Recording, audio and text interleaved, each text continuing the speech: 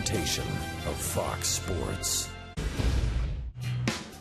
The Royals, fresh off a 3-game sweep of Cleveland, capped by an Escobar walk-off.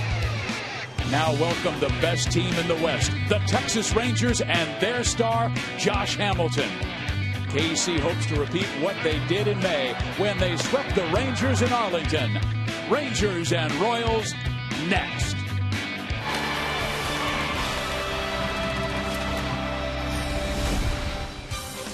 The defending American League champion Texas Rangers are in town to battle the Kansas City Royals in a 3-game series.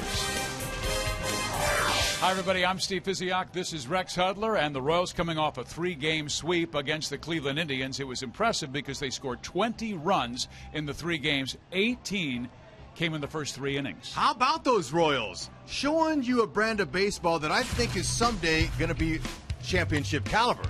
Now, hopefully the fans will agree with me that Hosmer is a little bit of shock. That's the first 3-run home run that he's hit all year, but that's the potential he's got. And Lorenzo Cain, since coming off the DL, has energized the team and the crowd here at the K. It's been exciting to watch. And Gordon, for those of you that didn't think he could go deep, think again. There's some pull power right there to go along with his top mark of most doubles in the AL. He's hot. Tonight's key, though, will be Jeremy Guthrie, and his key will be to keep the ball down because the Texas Rangers can flat hit.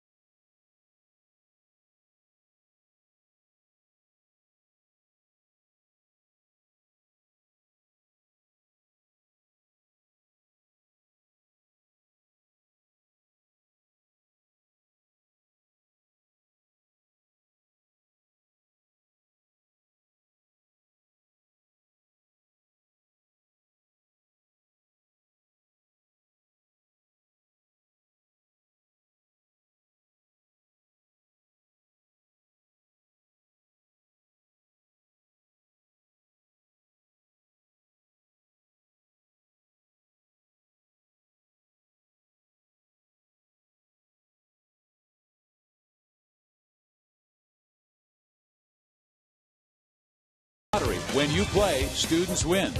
And by your Kansas City Chevy dealers, the official vehicle of the Kansas City Royals. When we come back, Monty will talk about Jeremy Guthrie.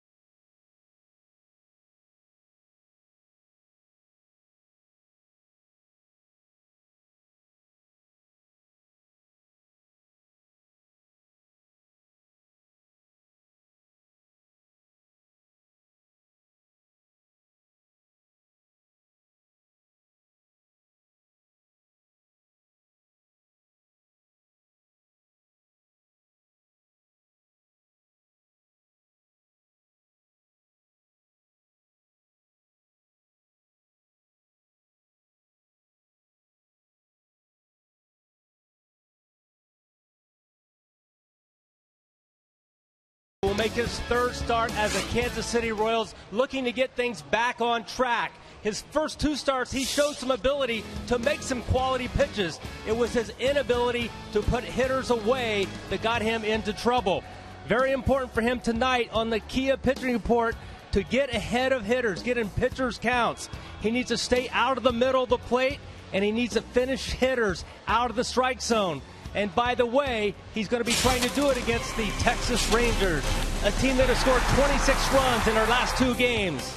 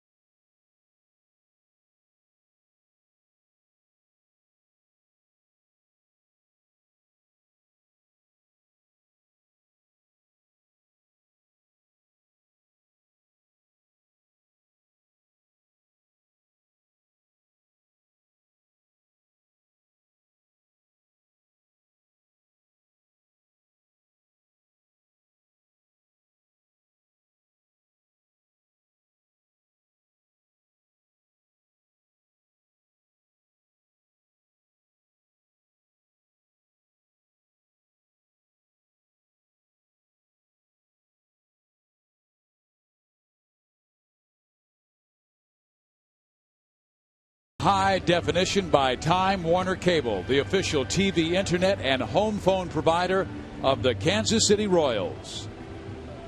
Welcome back to Kauffman, where the Royals welcome the Rangers in the first of a 3-game series. The Texas offense is first or second in 12 different offensive categories, and they're in first place in the West, leading the Oakland Athletics by 4.5 games.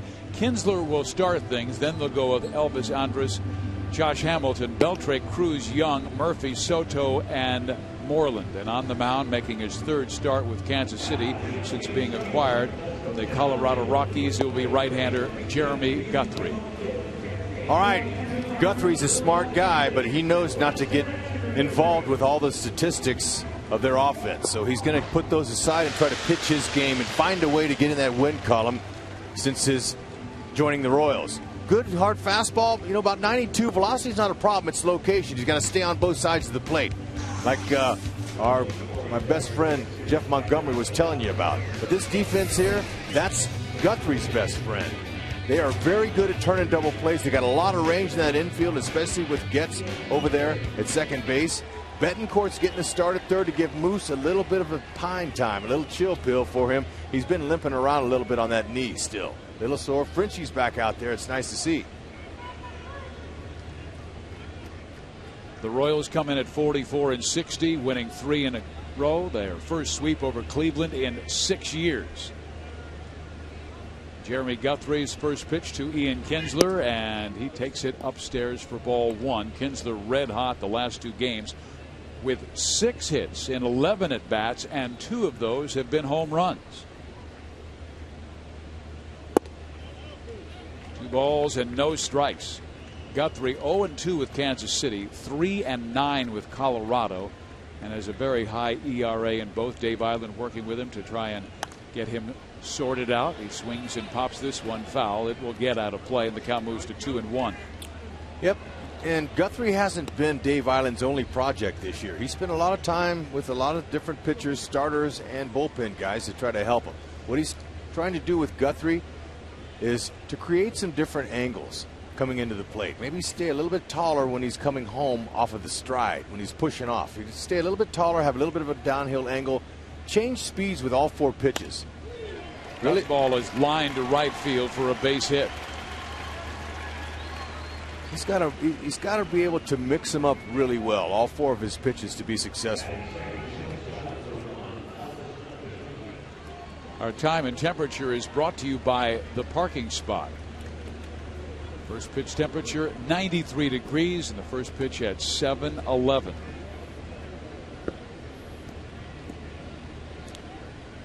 Okay, whenever Kinsler gets on first base, he's an action guy. He's got 19 bags. He's going to run a little bit.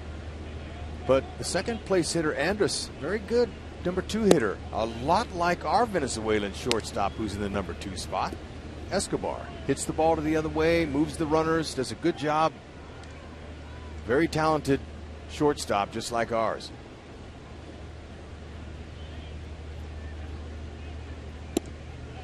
Texas went only 9-14 in the month of July. That was the second worst record in the American League, and it was because their offense was not getting it done. They only averaged 3.5 runs per game in July and hit 240. But the first 2 games in August, wow, 26 runs. They beat the Angels, their chief competition in the West, 11-10 on Wednesday and 15-9 yesterday. Guthrie has fallen behind 3-0, and this was his problem in Seattle. He lost on Friday 6-1, gave up 6 runs in 5 1/3 innings, but 5 of these 6 runs were scored in the first 2 innings, including a John Jaso home run in the first. They run Kinsler. Great throw by Salvi Perez, and Ian is out. Wow, I'm going to tell you what, now that was ball 4, but still was okay. An excellent practice throw by Salvi, and if that sends a message to Ron Washington, then so be it. Because Salvi, he's an animal when it comes to a guy stealing. He came out of there and fired a dart down there to Escobar and had him great practice, but doesn't count. I'm sorry, I thought that was a strike to make it 3-1. Home plate umpire is Jordan Baker. First base umpire Tim McClellan. Ted Barrett is at second base, and Marvin Hudson at third. Salvi Perez calls time. I mean, you know, let's see what it looks like. Well, you know, Salvi's coming up out of there. The runner's going. Had he just stayed in the crouch and caught it, maybe he would have called it a strike. But the fact that maybe he disrupted the vision is possibly why he called it a ball. Josh Hamilton chases the first pitch, thinking fastball, got a breaking ball, and it was strike 1. Hamilton has been in a major slide, only batting .163 the last 21 games to see his average drop all the way to .284. He was having a sensational start to this season. 2 on, nobody out. Hamilton chases the next pitch and is down 0-2. Yeah, that's exactly what Dave Island's talking about. Mixing them up. Don't come right in there with fastballs early on these guys, especially the runs they've been scoring. You mentioned 11 runs plus the last 2 games. So you mix them, keep it down, and try to trick him like he's doing. He's got good enough stuff. You just got to pitch smart out there. Trying to paint the outside corner at a good fastball velocity, 95 miles an hour, barely misses away. Velocity is not an issue for him at all. And a lot of it was confidence, too. Fizz, you know, he came in from the Rockies all beat up, giving up all them home runs and stuff, but he needs to gain some confidence, and he will off of that one. He comes back with the breaking ball and strikes out Hamilton, gets a big first out in this game. Okay, showing him that 95-mile-an-hour fastball was good on the previous pitch. That set this back up again where he got him to swing at it 3 times in a row. That's good execution out of the strike zone.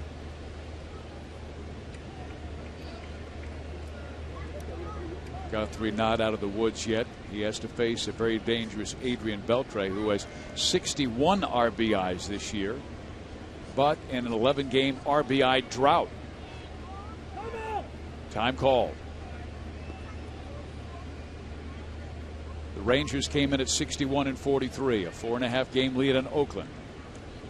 Royals at 44-60, coming off their first 3-game sweep since late June against Tampa Bay.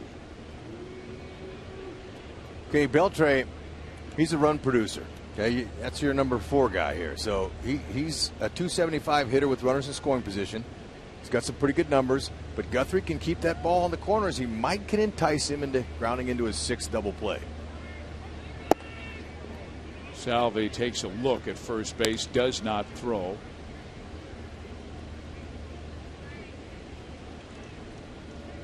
Apparently, every time a pitcher was coming in with a sinking fastball, Beltre was fouling ball after ball off of his front foot, and it has been causing him some pain and the team some concern. Here is the pitch. Catches the inside corner, 1-1. They like the fact that that breaking ball jumped Beltre back off the plate a little. So Guthrie's got showing some pretty good stuff here early. And he's going to have to be that consistent with that stuff, especially with the location, in order to beat the Rangers.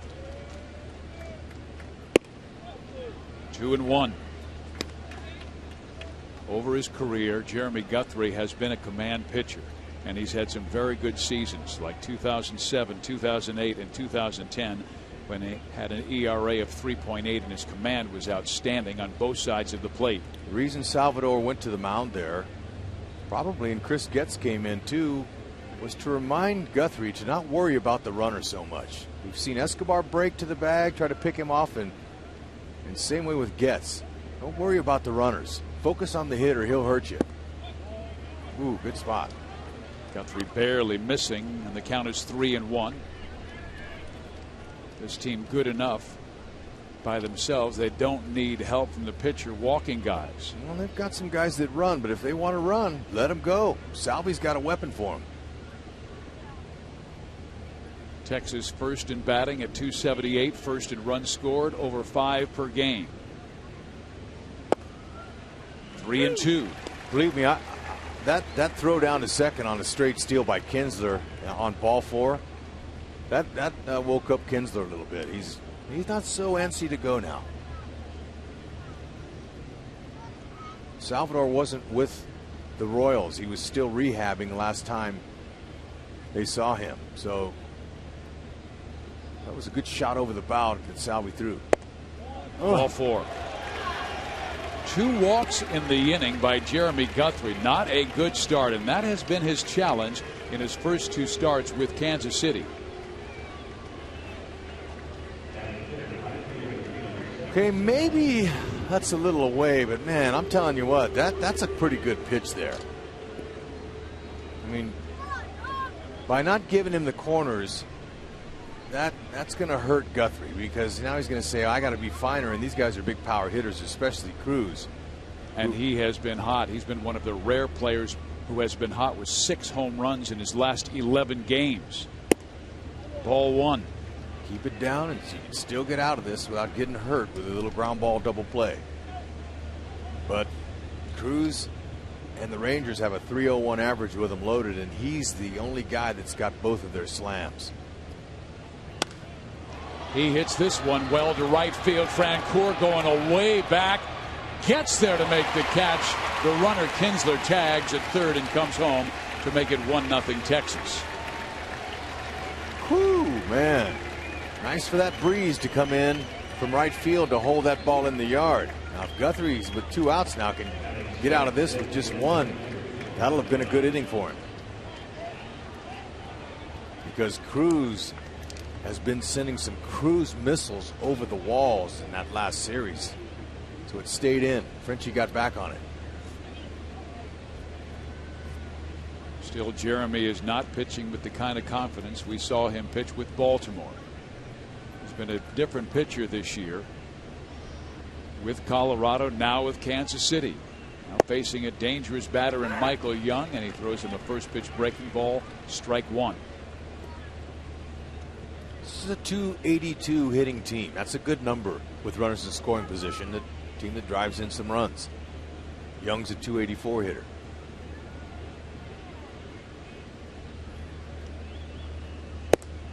If there is a guy on this team that is Mr. Ranger, it's this guy, Michael Young. He is first in the history of Rangers baseball in batting average, runs scored, hits, doubles, just about everything. 35 years old, from Covina, California. Drafted by Toronto, traded to Texas, and that's where he emerged as a star.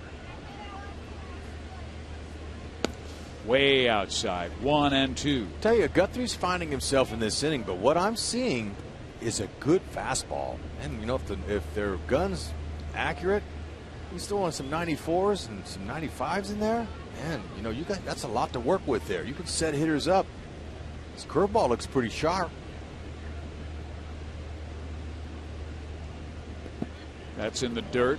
Count is 2-2, but the only reason that Texas has scored the one run is because he walked two batters, and he can't do that. He walked Andrus. He walked Beltre, and that allowed the sacrifice fly, the fly ball to right field, to knock in a run. He threw some great curveballs to Hamilton to strike him out, but that one was about 55 feet. 2 on, 2 out. Great job. He bounces back, gives up just one in the first. And here comes the Kansas City offense.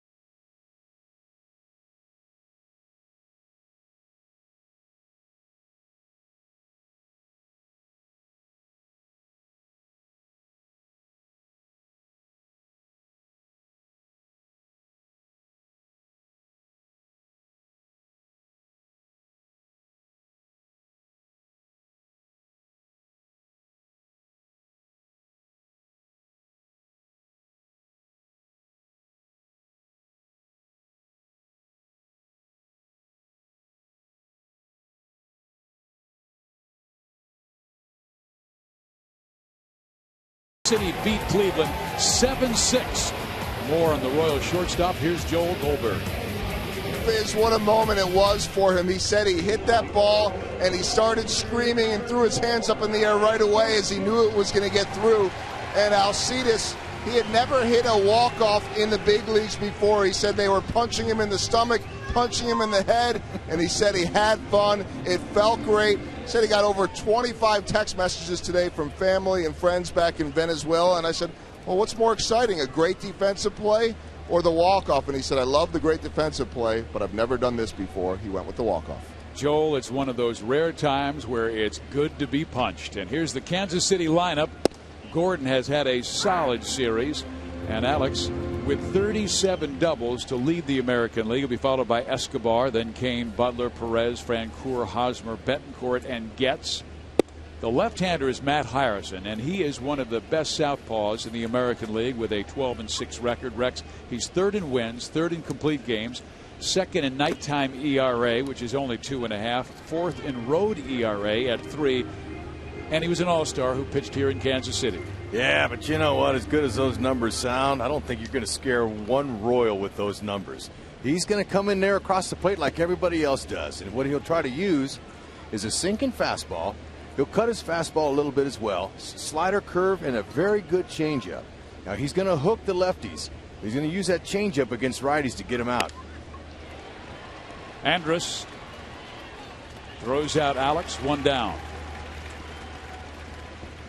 Let's check out our Ford around the horn defense for the Rangers.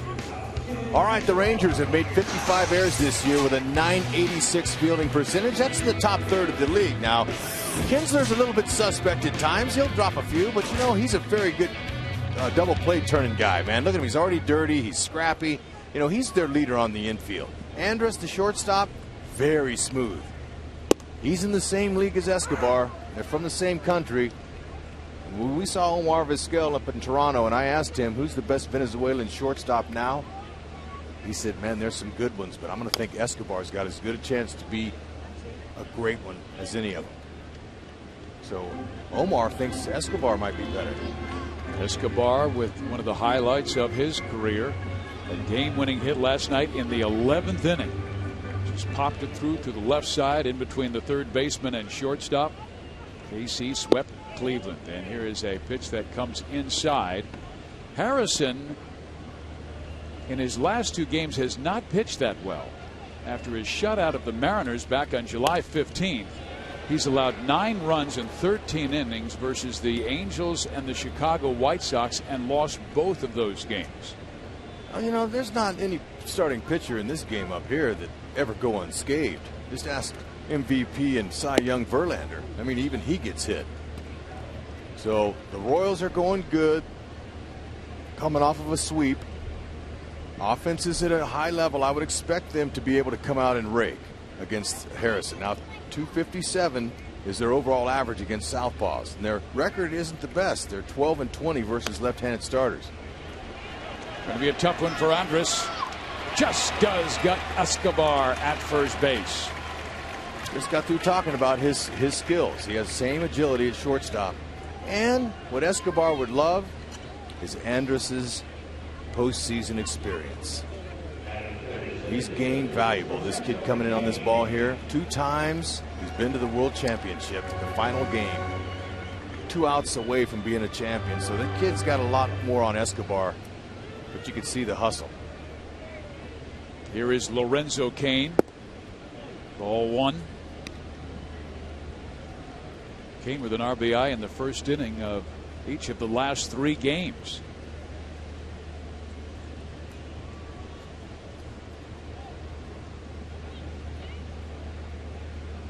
He's hitting .319 since returning from the disabled list.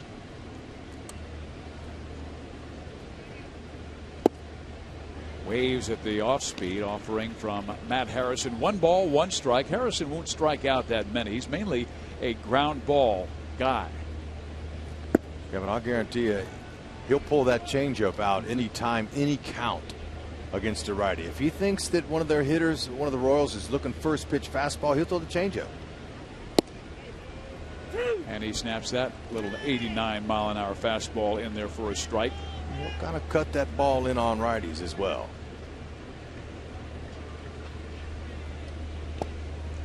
Boy, he has a quick tempo. And as a matter of fact, Rex, underneath the bill of Matt Harrison's cap are the letters TAQ. T stands for tempo, A stands for aggressive, and Q for quality pitches down in the zone. Right now, his tempo is outstanding. He has Cain reaching for that one. 1-0 Texas as they scored a run in the first inning on Nelson Cruz's sacrifice fly.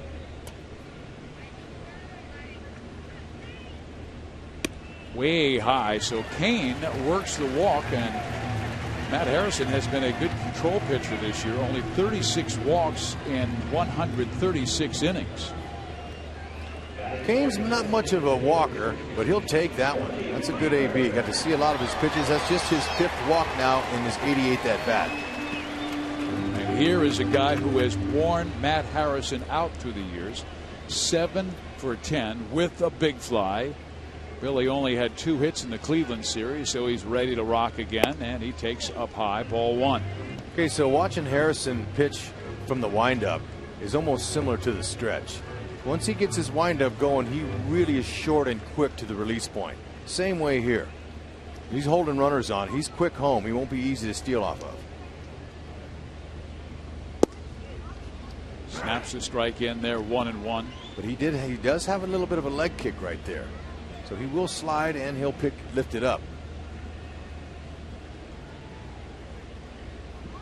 Lorenzo Cain, his legs are starting to get up underneath him after missing 79 games. So he's feeling better. Butler was thinking about pulling the trigger and then picked it up as it dove down and in. This is 2010. Billy Butler against Matt Harrison. And he belted it out to right field. That's where you aim in that park. Right here, you got to pull him. Especially with the breeze coming in from right tonight. Oh, a line drive right into the glove of Mitch Moreland. Inning over. And Butler squared it up down the line. That may have scored Cain.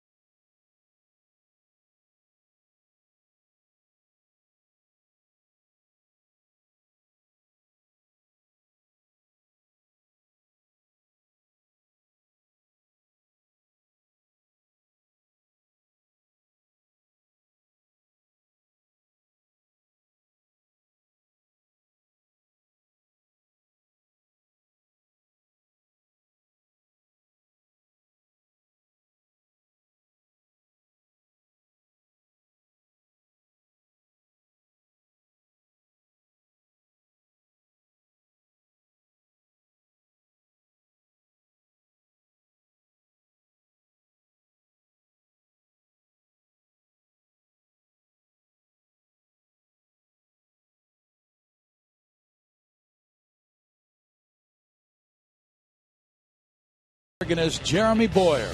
I love those sounds at a ballpark.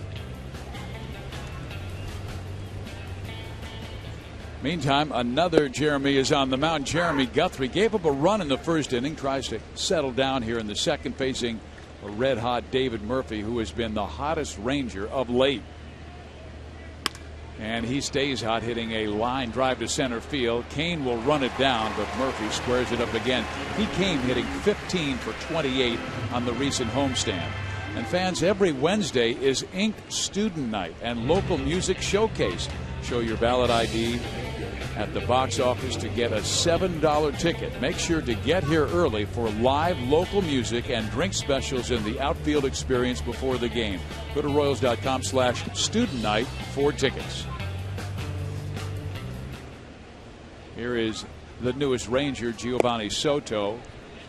He and Ryan Dempster were acquired at the trade deadline. Giovanni coming over from the Cubs for Jacob Brigham, minor league pitcher. And there is a strike on the inside corner. 1 ball, 1 strike. Soto was the 2008 National League Rookie of the Year and had a marvelous season. But his numbers have gone down in the 4 years since. And it's all about swinging and missing at pitches out of the strike zone. They want him to be more disciplined, but has good power. Hits that one sharply to Escobar. 2 outs. Yep, hit to the wrong guy. You hit one to him, or Hosmer, Getzy, even Betancourt, if you hit it at him, these guys got good hands. And Mike Moustakas getting the night off because Matt Harrison's so tough against lefties. And also the fact that Mike Moustakas broke up a double play last night and kind of tweaked his knee a little bit. It's not bad. He could have played tonight. There is Moose. He'll likely be in there tomorrow night against a right-hander, Scott Feldman. So they're playing Moreland to pull. Getsy's in a little bit of a shallow right there. He's not quite as deep as he has been for some guys, but he's playing him to pull. Moreland's a dead red fastball hitter. Got to be careful where you locate him on him. Rex, they have always had these huge first basemen. It didn't matter if it was Mark Teixeira or Chris Davis, even going back further to Adrian Gonzalez. They had big physical first basemen who could pull the baseball into that right field porch in Arlington. How about Will the Thrill Clark? You're right. And Rafael Palmeiro going back even further. We've had some good ones. And that's a good off-speed pitch there. If Guthrie can somehow get through this with a W, maybe he can start executing his pitches like Island would like, with the confidence.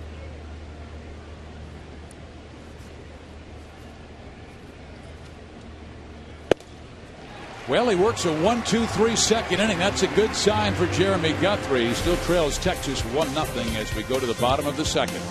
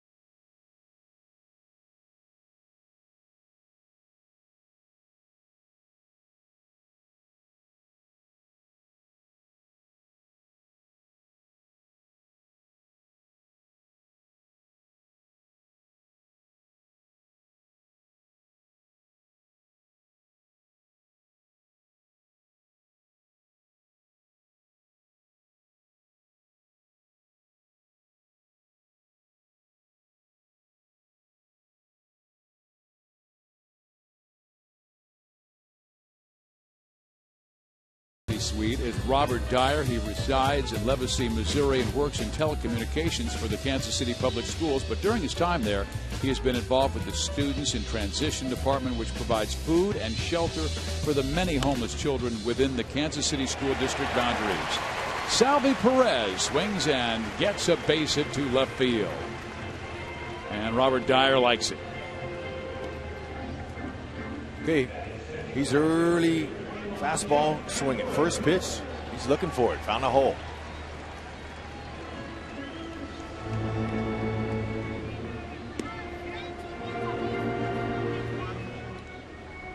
Now we get our first look at Jeff Francoeur after he sat out the last few ball games, and Kevin Seitzer. You heard the interview with Nate earlier tonight. He said he's like a caged lion, pacing in that dugout, wanting to get out there and swing the bat, but they did a lot of drill work to make the adjustments in his mechanics and get his game going again. He's too good a hitter to be at 238 with 9 home runs and 30 RBIs this late in the season. Especially a 227 average against lefties.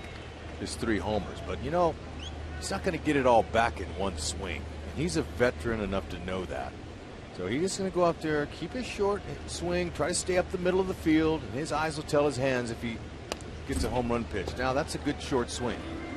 He told me that he was looping his swing for most of the year, and I said, Frenchie, dude, I've been watching every one of your at-bats the whole year. I know you've been rapping.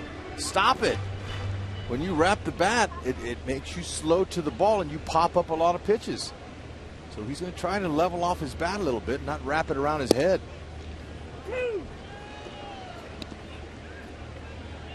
Kevin Seitz is one of the hardest working hitting instructors in the game, and there are so many scouts who love his instruction. And every single one of his pupils he gets together with work on their game. This is such a young team, and there is a foul off. We'll hope everybody's all right, because boy, that was a wicked line drive.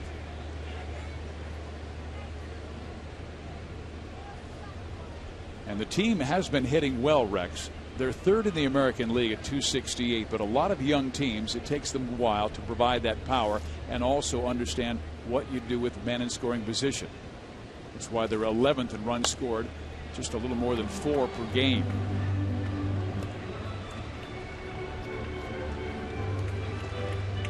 Okay, so Frenchie's seeing some pitches in this at-bat. That's good. After sitting out 4 days, but we had an off day, so he only missed 3. But coming in on it. Good eye. Okay, now Soto liked the location there, as he pointed out to Harrison. Good spot. That was a good spot. We should have got him swinging on that, but he didn't. So now he's got to come around that zone if he wants to keep Frenchie on it without walking him. He does walk him. Nice plate appearance. Only his 17th walk this year.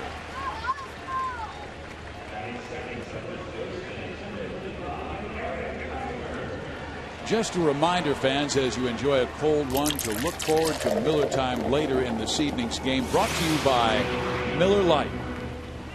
Well, it's a similar situation. Eric Hosmer had not had a 3-run home run this year and belted one last night in the first inning. He sends it one up the middle, and Andrus was able to pick it off. His throw, not in time. Infield hit for Haas, and the bases are full of Royals. There's some gritty hustle right there. Now, had Harrison not tipped this ball off his glove, I'm not so sure he would have gotten a hit, but watch it. He tips the glove away from Andrus, the shortstop. See, he tips it even further away. Andrus has to dive for it, and so does Hosmer. He wants it. He smelt that knock. Good call by Tim McClellan, the crew chief. Oh, man, he wants it. Look at the Royals dugout behind him when he got that hit there. That's encouraging now with nobody out. Mike Maddox, their pitching coach, he's making a trip. Hud, you love the energy, you love the hustle, but you've always told me it's faster to run through the base. But Fizz, it's hard to tell a guy that when you're digging for a knock. And your body's leaning forward. You just want a base hit. So, here is Betancourt. But really, Guthrie would like a base hit here to give him a little cushion.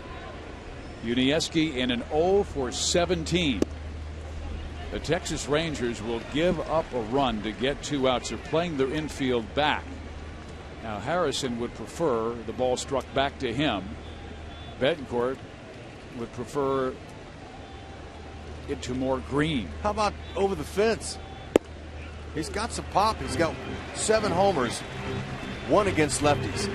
Harrison usually good at keeping the ball down. He's allowed 11 home runs this year, but 9 of them have been to right-handed batters. So now he might throw him a changeup here. A 6, a 4, and a 3 double play. The Royals do tie the game as Perez checks in from third, but that was exactly what Harrison was going for.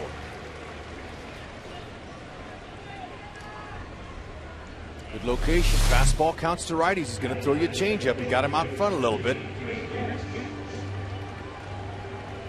That's tailor-made. But they do tie it up now. Maybe Getz can keep it going. And by looking at his .371 batting average with the runner in scoring position, he's been hitting with runners out there. Coming off a good series against Cleveland where he had 3 hits, a single, a double, a triple. Making a rare start against a lefty. Yeah, but his defense is so good. You got to leave him in there. He's really been playing well this year. Teams over 500 their record when he's in games. Fortunately, he has been on the disabled list twice, missing 20 games with a leg injury, 17 more because of a rib injury. Slap one out there. Lousy single's all he needs. Pulls that one to Kinsler. It will take care of Getz. The Royals do score a run to tie the game at 1.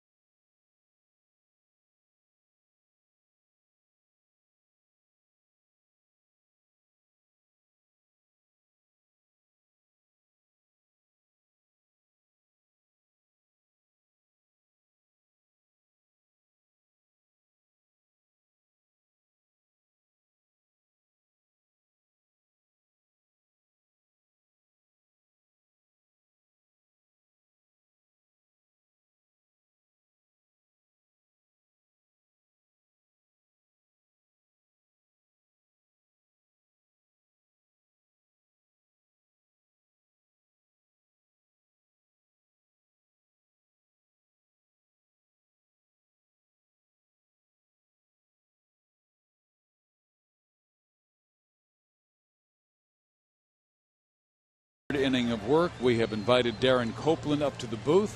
Steve Physiok, Rex Hudler, and Darren Copeland. The reason we're having him up here is we want to talk about the Royals Fantasy Camp. It takes place January 14th through the 18th at Surprise, Arizona.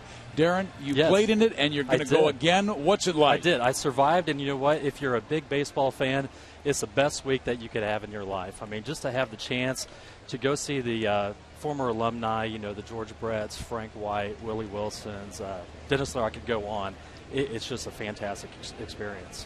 So you get to play. Now, do the coaches and the legends, do they coach your team, or how does that work? You know, they coach and give us a hard time at the same time. Now, who makes up their own teams? You guys have your teams made when you come there, or you get there and make up your teams? Well, you know, that's kind of the fun part. You know, you come in Monday morning, and then they put you through some drills. They do some pitching. Hey, thanks, man. They do some pitching. They do some hitting, fielding. You have to give that back. You can't talk without it. Yeah, exactly. And I get a feeling, you know, they kind of do the Animal House thing, you know, later on. They get together and put everyone's picture on the board and kind of, you know, make fun and pick them as they go. Well, now I've been involved in some of those with different teams, and it's a blast for the coaches and legends, too. But tell me now, do you get a chance to play the legends on the last day? You do. Actually, the day before you leave, you have one game on Thursday, and it's against the alumni.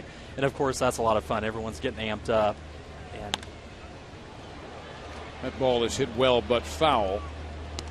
Do you get to face like guys like Gooby and maybe Saberhagen, or guys that are out to you? They're pitching to you live. You know, I was feeling good about myself until I went up to bat again against Monty. And Monty can still bring it. Yeah. Montgomery he can still bring it. I want you to know Monty's upstairs with a big smile on his face. Yeah, exactly. You're welcome, buddy. Kinsler trying to drop into right field, but Francoeur will reach this one, and that is out number 1 of the third inning. Kinsler is gone, and Elvis Andrus will be the batter. So, Darren, when you go down there and you're facing guys like Saves or Gooby or Monty or Dennis Leonard, who I know is a tough competitor, will they come inside and perhaps maybe take care of the inside part of your jersey? You know, the competitive side it still comes out. You know, it comes out even after all those years. Even for guys like me who are almost 40, you know, who haven't played in a while, it still comes back. I mean, you still want to win. And the one thing I specifically remember, I was pitching against the alumni, and you never really realize how big Jermaine Dye is until you're like 60 feet away from him. He's a large man. Yeah, and so they put you up in a nice hotel. That's at the spring training facility there in Surprise. Beautiful yard. Yeah. You guys play on the main field, or do you go out in the different fields they have around there? You know, we play 2 games a day, and most of us on the back fields, on the practice fields. But then when we play the alumni, we're on the main field. Now, yeah. Can women participate as well? Oh, absolutely. Absolutely. So anyone that wants to sign up and come can do it, right? Yep. We actually had a woman on our team, Rosalind. You're welcome. Dropped her name. She had a great time, and everyone welcomed her, and she had a ball. How can fans get involved? You have done it in the past, but how do they get involved in Surprise, Arizona, January 14th through the 18th? Well, I know I was talking with Dina. Dina's actually the daughter of John Wathen. She runs the show. We know Dina very well. Does a fantastic job, and I know she has a website. The link is up right now that you can sign up for it, and she said the brochures are coming out next week. So they can also call 816-504-4150 for more information on the Royals Fantasy Camp. Rex Hudler has been in so many. I mean, he played for 10 different major league teams as Escobar comes up with this long throw. What a play! That's the kind of play you'll find at the Royals Fantasy Camp. That's not exactly accurate. But that throw was, and believe me, he knew who hit it. His fellow Venezuelan shortstop. So he says, you know what? I'm going to make you go back to the pine. Nice play. Hud, we know about Andrus' speed. This is spectacular. Yeah, he knows how to get up on top of that ball, and most shortstops at this level know how to make that play. And Guthrie, he says, yeah, wow, I can get used to that. Here is Josh Hamilton. Well, this takes us to the next question, probably the most difficult one, Darren. Yes. What is your greatest moment, your greatest play at Royals Fantasy Camp?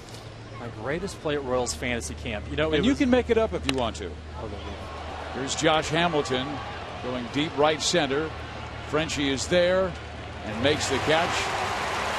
Get it in, hurry. Nice. My favorite, I hit a home run on the second day, so it was fantastic. Over the fence? Well, Darren will give you a high five for the home run. Thanks for joining us. Royals Fantasy Camp, January 14, 18 in Surprise, Arizona.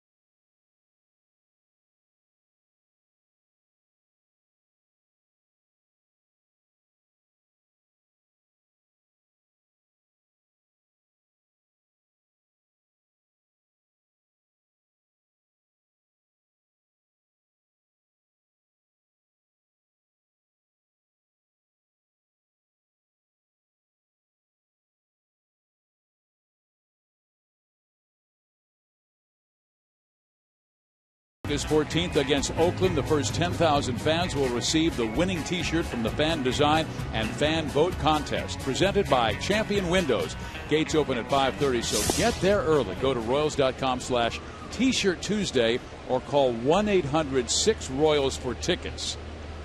Alex Gordon to lead things off. How many times do you see the guy that made the spectacular play for the second out also bat second in the next inning? Whenever you say it.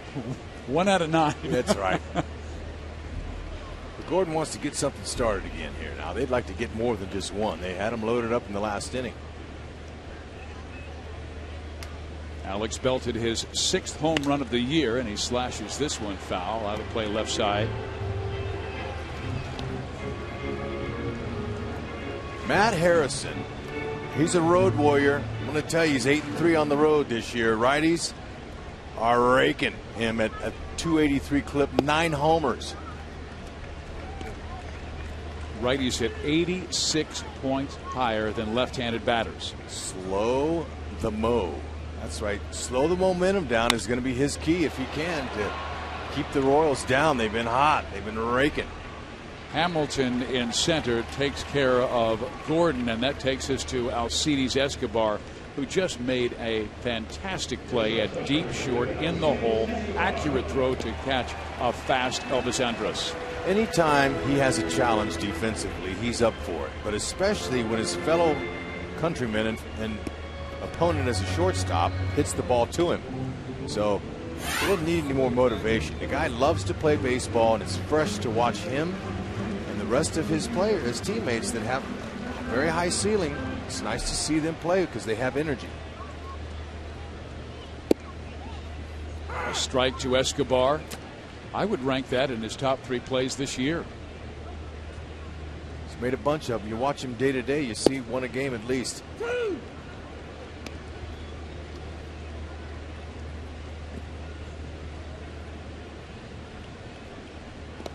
Escobar was robbed of a hit in his last at bat. Soto was up in there. Are they saying that's a fair ball? Escobar thought it was a foul ball struck off of him. Well, yeah, I mean, it's rare that you'll see him not even move out of the batter's box. Here comes Ned Yost because he has an argument because his player is still in the batter's box saying no. And perhaps Ned Yost could tell Jordan Baker, could you get some help from the rest of your mates in blue?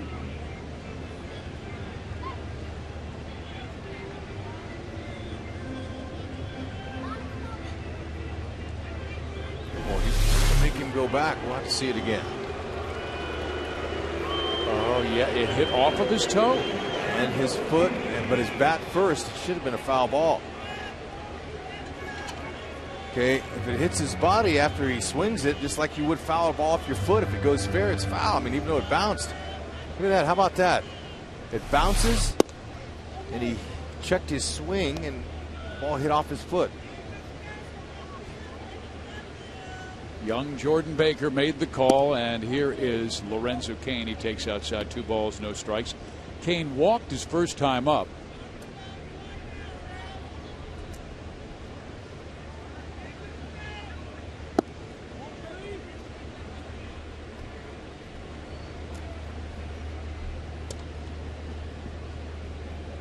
Harrison is having a tough time throwing a strike to Lorenzo. Let's see if they give him the green light. They do not, and Matt catches the outside corner with a fastball. 3 balls, 1 strike. He has walked 2 in the game, and there's a base hit by Lorenzo to right field.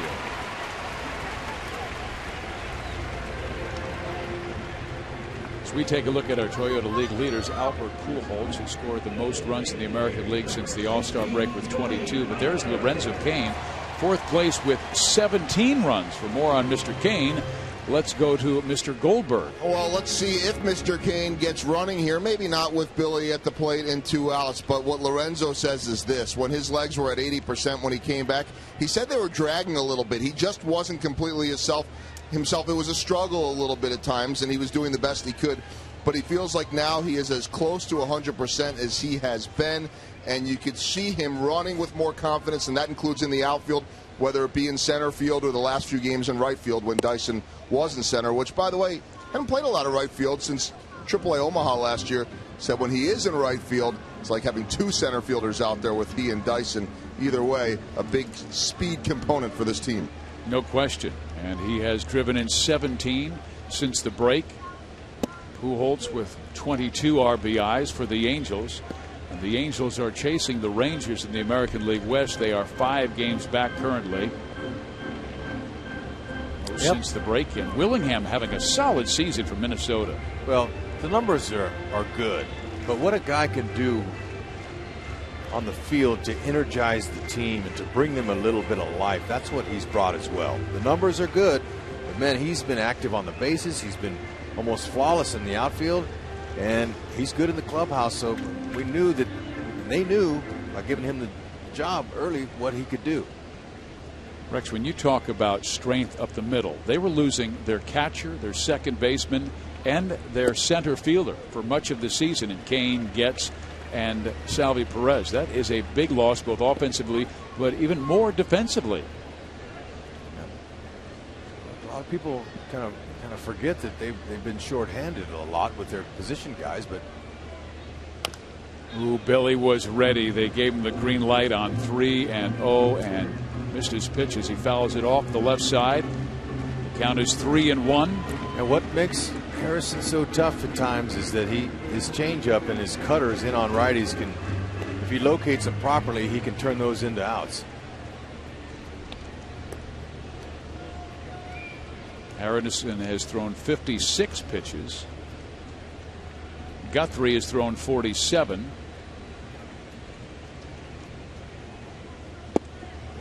Three and two. He'll pitch you backwards when he gets ahead.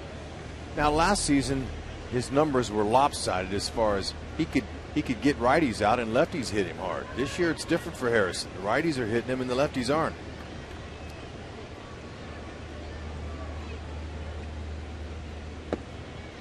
Ball 4. So Butler is able to wait him out. Harrison very concerned with the way Butler has struck him in the past. 7 for 10 coming into this game. First time up, he lined out sharply to the first baseman. Now the Royals need a big hit from Salvi Perez, who singled to lead things off in the second inning and scored Kansas City's only run. Mike Maddox, their pitching coach, coming out for a visit with Matt, who told you he had been roughed up his last 2 starts against the Angels and the White Sox, allowing 9 runs in 13 innings. And that was right after he threw a complete game shutout against Seattle and was magnificent.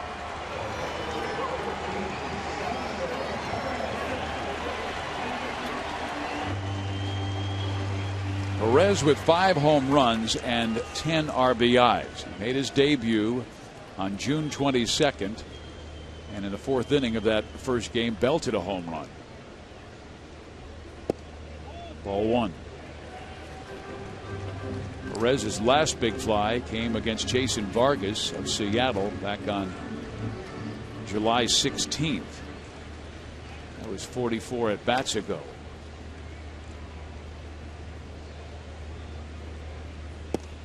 You know, well, where Salvi would like to pick it up a little bit is his average with runners in scoring position. He's just 2 for 17 so far. All the other numbers, throwing guys out, hitting for a high average and power and all that stuff is all looking really good. But if there's one thing offensively he'd like to do is get some more clutch hits.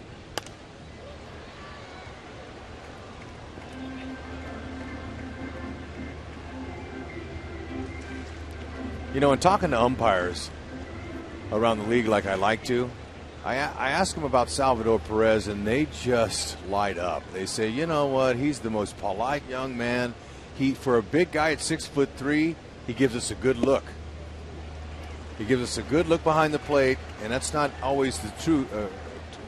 Can be said for guys that are 6'3" that are real tall. They take up more space. Umpires have to find room to call strikes. But they like Salvador Perez, and that's good for their pitching staff. Perez bounces one. Moreland has it. Will take care of Perez and the Royals. They lead 2 in the 3rd. They have left 4 in the first 3 innings of this game.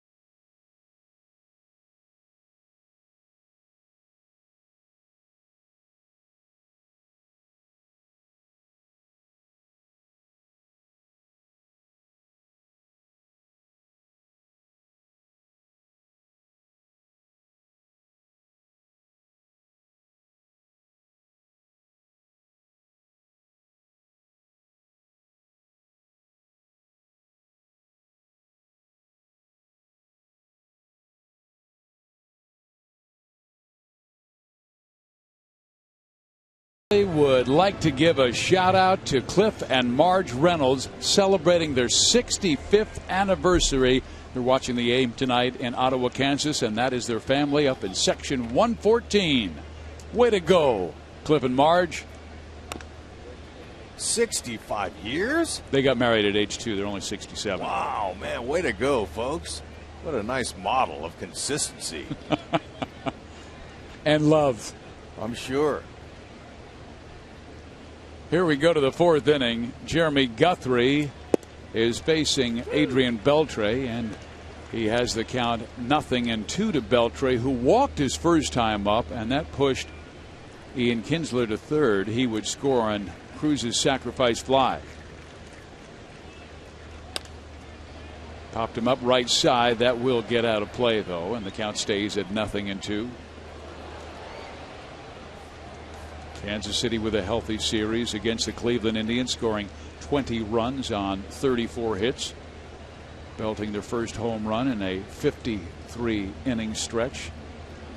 Got 53 innings without a big fly, and then Gordon on the first pitch of yesterday's game went deep.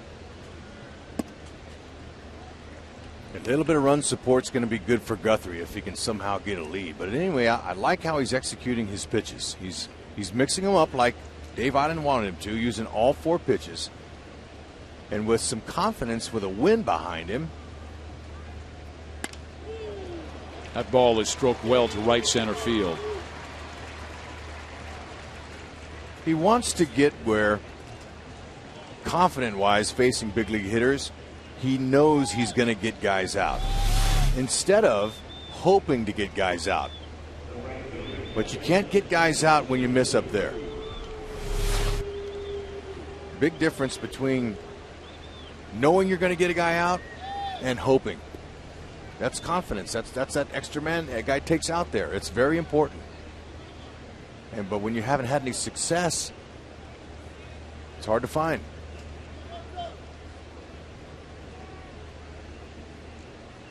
Nelson Cruz goes to center field. It stays up for Kane. He makes the catch, and there's one out. Parents, bring out your kids for a fun-filled day of entertainment and activities. It's the Royals Kids Fest on Sunday against the Rangers. The first 5,000 kids through the gates will also receive a sports necklace courtesy of KC area Chevy dealers. Go to Royals.com or call 1-800-6-ROYALS for tickets. There's a youngin' in a pink Hosmer t-shirt. Got a good crowd on hand. Great fireworks show after the ball game. Michael Young takes a shot at right field, and Frenchie will see that one reach the seats. Strike one. Fans get downloads up to 50 megabits per second with Time Warner Cable Ultimate Internet. Guthrie's topped out at 96. Harrison has also dealt at 96, so velocity not the problem. It has been location, as Harrison has walked 3 Royals and Guthrie has walked 2 and given up a couple of hits. Young slams it towards left, and Gordon is there to make the catch. So 2 lineouts after a solid single by Beltre, and that just tells you that Guthrie's got to get that ball down a little further.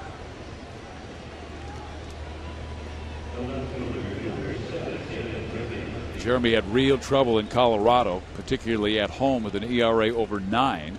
On the road, it was a solid 3.67, but he gave up 122 hits in 90 and a third innings, including 21 home runs. And now he will face David Murphy, who lined out his last time up. Strike one. Hey, you got to be careful with a hot hitter. Don't put it in his zone, because he can jump you too. He's got 9 homers, but he doesn't play all the time, although he's a very good guy that could play anywhere out there. They'll play him anywhere in the outfield. He has 15 hits in his last 29 at-bats. He's hot. His last 7 games, he has a double in each of those 7. And that is a Rangers record.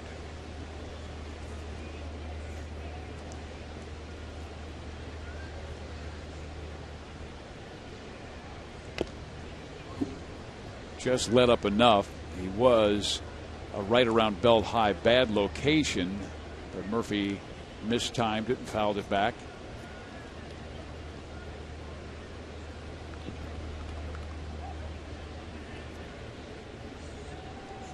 Beltre at first base, not a threat to go because of that right foot.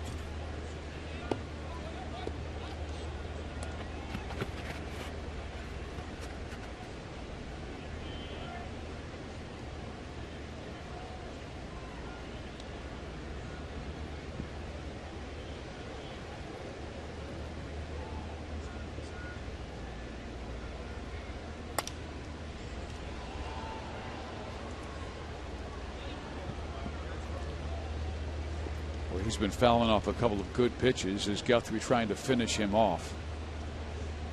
He has some pitches to work with, being ahead in the count 0-2. I'd like to see him go up and in. 0-2. Knock him off the plate. Tried a breaking ball. The ball gets away from Perez, and moving into scoring position is Beltre. There's a lot to pitching inside, especially when you're ahead 0-2 to a hot hitter.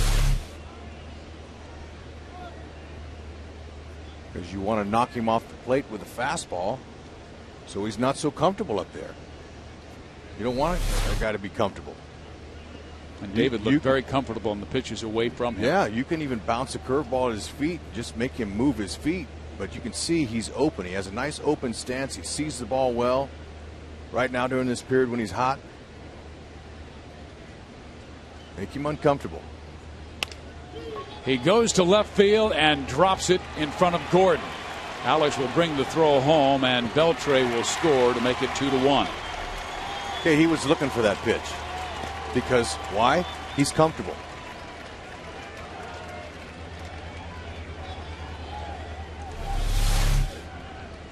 Okay, there it was. It's a little wrinkle out over the plate. That's exactly what he was looking to do.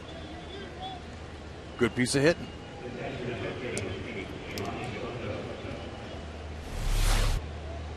Two-out base hit by David Murphy gives Texas a 2-1 edge in the top of the fourth inning. Here is Giovanni Soto, grounded out to short his first time up. Murphy might be going. He does have 8 steals. These two teams came in tied for 6th in the American League in stolen bases, each with 76. You would expect Kansas City to run, but Texas likes to be more than just a power hitting team. They've got that. They have the Thunder with guys like Hamilton and Beltre and Cruz.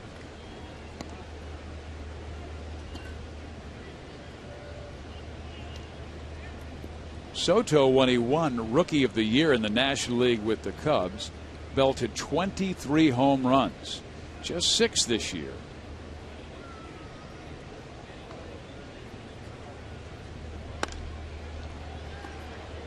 Two and one. You know, John Daniels, the general manager of the Rangers and company, have done a good job of putting this team together. I mean, it's a championship team, no doubt about it. World Series back-to-back years. They want to get back there and win. They're not happy with getting the second place the last 2 years in a row. So they're grinding it out, doing all they can. And they did suffer 2 injuries, one to Colby Lewis, another to Neftali Feliz. That's 2 starting pitchers out for the year. So they were able to make a trade before the deadline, acquiring Ryan Dempster from the Chicago Cubs and moving Scott Feldman from the bullpen to the rotation. And Perez will throw out Murphy by a mile. But in the inning, a run scores for the Rangers, and they have reclaimed the lead.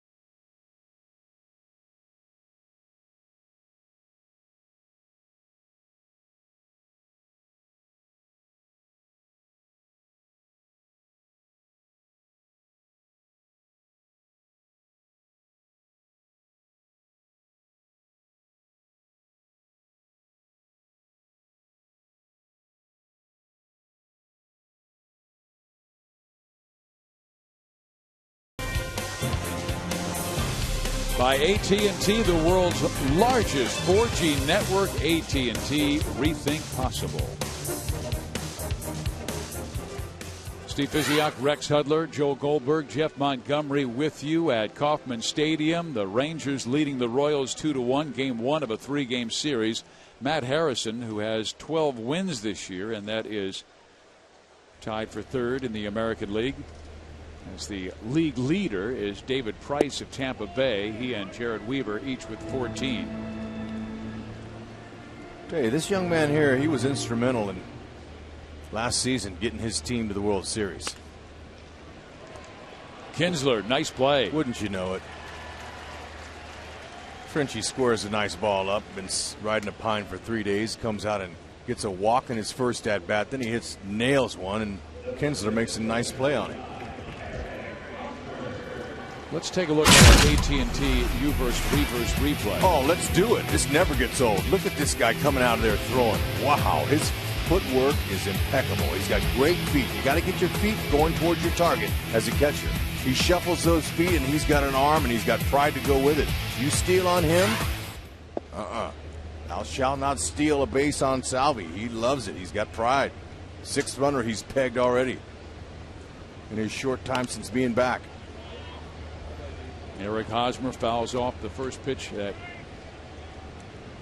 you see Chino. He sees as in the zone. Chino Carahia there he's talking with there. Chino's the catching instructor for the Royals up here, and he's been a really good influence on a lot of those guys. A knowledgeable man, very fluent in both languages. He brings a lot to this team. Oh, man, great pitch inside and down. Hosmer swings and misses and strikes out. That's only the first strikeout for Matt Harrison tonight. Oh, and he's got some good stuff there. It kind of surprised him there.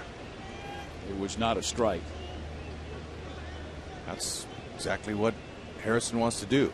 But I was just getting ready to tell you that Harrison last year in his first full season as a starter, 14 wins, 5th best ERA for left-handers in baseball, 3.39. He's a solid guy that contributed. That's one of the reasons they were able to let C.J. Wilson go to free agency. Elvis throws out Betancourt. We head to the 5th inning. It's Texas 2, Kansas City 1.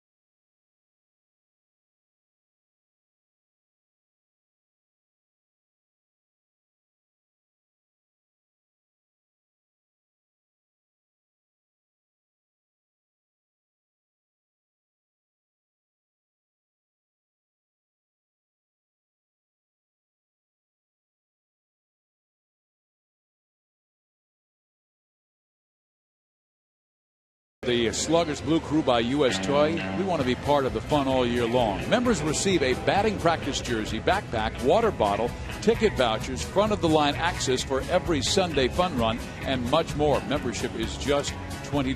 Join now at Royals.com/Blue Crew or by going to the U.S. Toy Store in Leawood, Kansas. Fun at the ballpark. And enjoying this one, we've had Oregon music. It is retro night here at the Yard. I like it. A lot of Nice looking little retro lunch boxes floating around. And they have those little necklaces.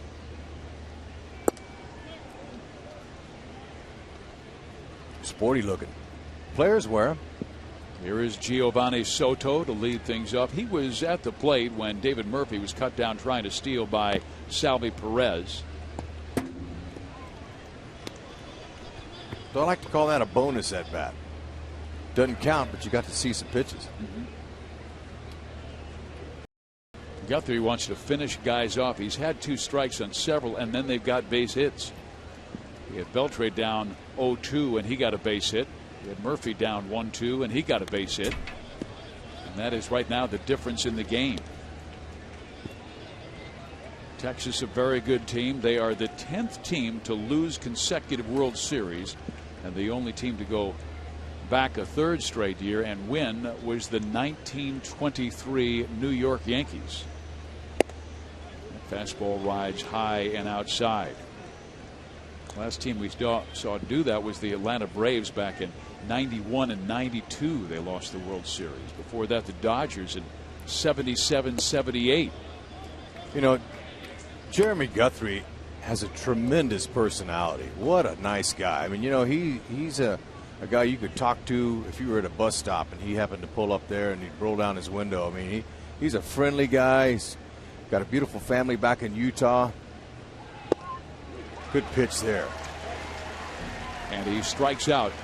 He's got a daughter. Soto. He's got a daughter, Avery, who's 8 years old. He's got a boy, Hudson, and the 2-year-old is named Dash. And they're all watching.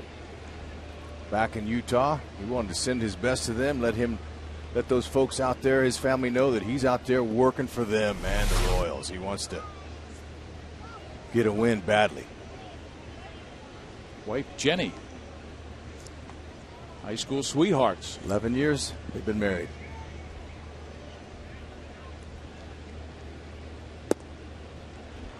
Good breaking ball. His 3rd son, Dash, is 2 years old. I said, Dash, is that after The Incredibles? Is that? And he goes, you know what? He's the only blonde I have, and he looks just like that character in The Incredibles.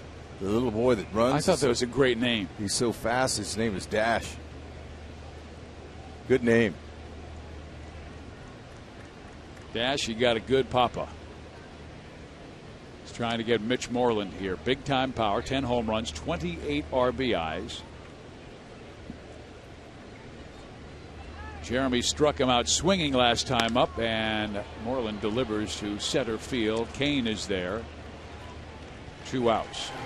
Little different yard here at the K as far as the dimensions go in the outfield than it is in their launching pad in Arlington. 410 straight away. Ball don't carry here like it does in Arlington. Big spacious yard. And even though we had oppressive heat here at Kauffman Stadium for the better part of a month, it's nothing like Arlington, Texas. They have numbers and statistics on everything, Rex, and I found out today the hottest ballpark this year, average home temperature 89.3 degrees, the ballpark in Arlington. It can be stifling, and they say the opponent's bullpen is even hotter. It's like a sauna. Yeah, a lot of starting pitchers, they warm up in the air-conditioned hitting cages underneath the stadium just to conserve on energy. This is a young man who keeps himself in great shape, knowing he has to grind his way through the home games in Arlington. I asked Guthrie about that, the heat here. He says, you know, it's no different than anywhere else. Center field, Kane has it. A 1-2-3 5th inning, and a good job for 5 by Jeremy Guthrie.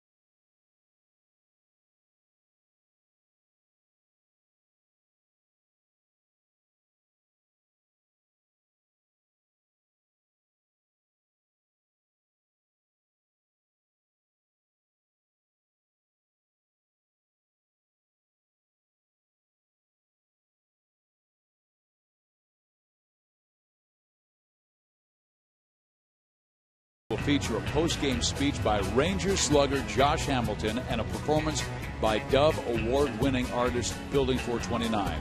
This game has a special start time of 5:10. Go now to Royals.com/faith for tickets for tomorrow night's Royals-Rangers game. Chris Getz will be leading things off. Matt Harrison is allowed one run. There's a chopper to third. Beltre with that quick release just does get Getzy at first base. Too bad he didn't get a little more spring off of that bounce. He would have likely beaten that out. Moreland doing a nice job keeping his toe on their bag. Jackson just in case. So here is Matt Harrison to face Alex Gordon. Gordon, a first-round pick a few years back, and Harrison, the Atlanta Braves' third-round pick in 2003, and then traded to Texas in that Teixeira deal. They also got their shortstop Elvis Andresen. Teixeira didn't stay long, then moved to the Angels and then to the Yankees. There's a strike at the knees. Gordon, a .255 hitter against southpaws this year. He's got one homer against the lefty out of his 6. That's been his money pitch right there, Rex. Inside and down, whether it's the fastball or off speed to the left-handed batters. Struck out Hosmer on a similar pitch earlier. Soto. Having Soto, it's a nice acquisition by the team. Mike Napoli, that heat's been beating him down a little bit. They needed another good catcher. Gordon is taken care of by Elvis Andrus. Well, you know, we were asking that question, the best plays by Alcides Escobar this year, and there are some darn good ones. We saw one of the best this year tonight. All right, let's check him out then. Look at that one. The ball was out of his glove. He picks it up off the dirt. This was a really nice play again in the hole, showing his arm strength.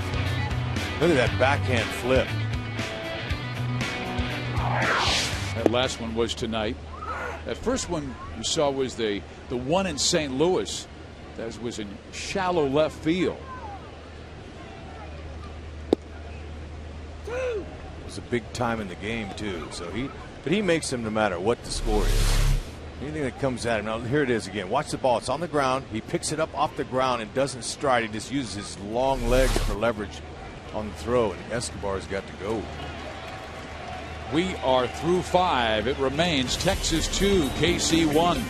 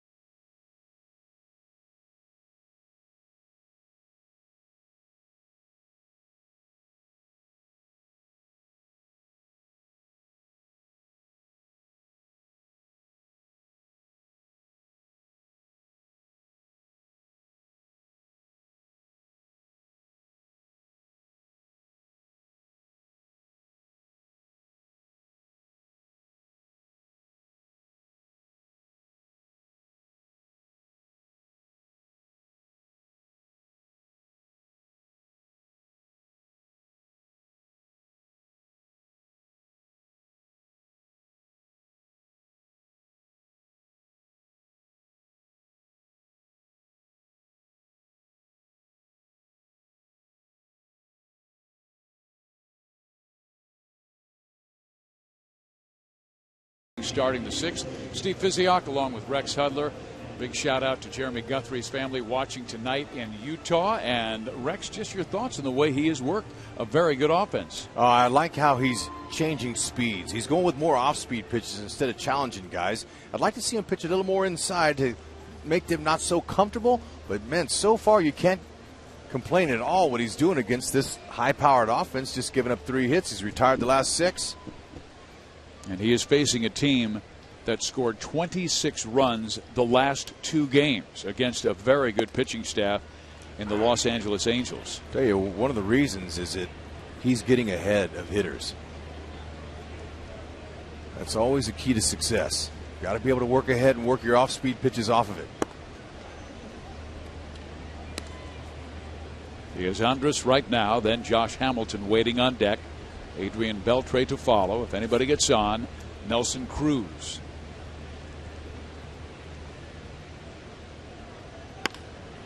Base hit.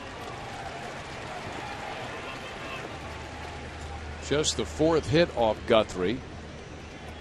It's the 3rd time the Rangers have had a leadoff hit. Okay, Andrus, 18 stolen bases. He's been caught 7 times, and Salvi's already gunned out 1. He did on a practice one. It ended up being ball 4, so he didn't get counted with a throw out there, but let him go if they want to.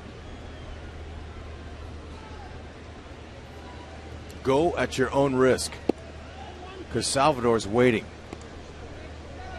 Here is our sprint. You call it. You can text 432-432 and enter the keyword Royals. What's the top 3-4 combination in the American League? Pujols, Trumbo, Hamilton, Beltre, Cabrera, Fielder, or Dunn, Konerko?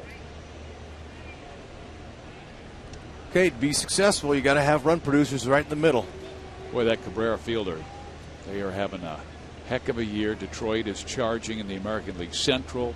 The Tigers are 2.5 back of the White Sox. Cabrera, Fielder doing everything they can. Cabrera, I think, is going to win the MVP.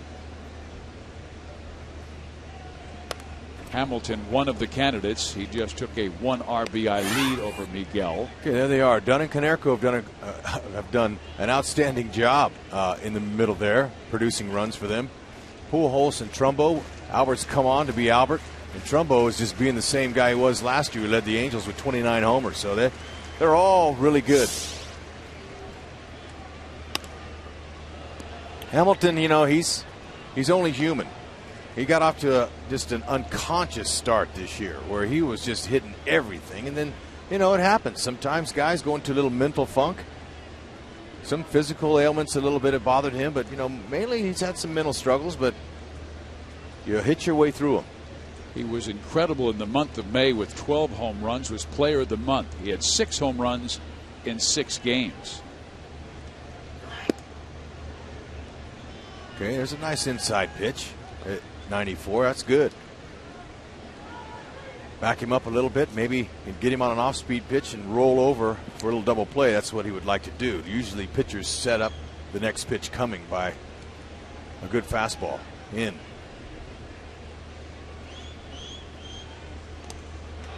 Very close play as Guthrie almost got him.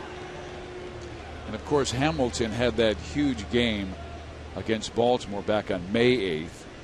Went 5 for 5 with a double and 4 home runs, 8 RBIs, 18 total bases.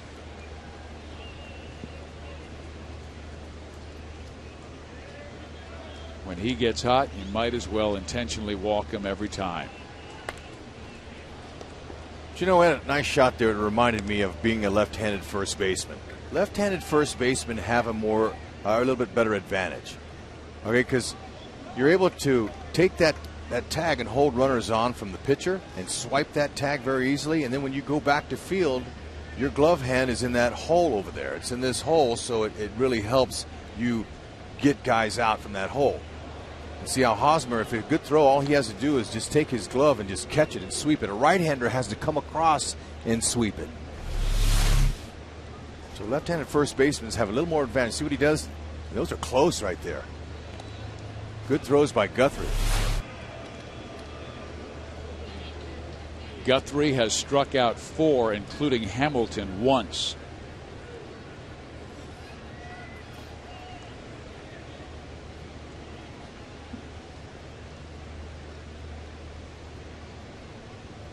He does not go, and the pitch is taken outside. It is full 3-2. He cannot afford to walk Josh Hamilton because Beltre, Cruz, really swinging good bats, and this is not a team you want to give any free passes to. They average 5.2 runs per game, #1 in the American League. All right. How about a strike him out, throw him out, but you got to keep the ball down if he does hit it. Andrus goes. The pitch is swung on, base hit right field, and Elvis will make it to third.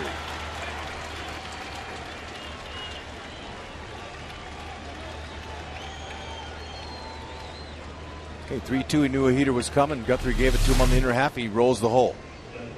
First and third, right over the middle.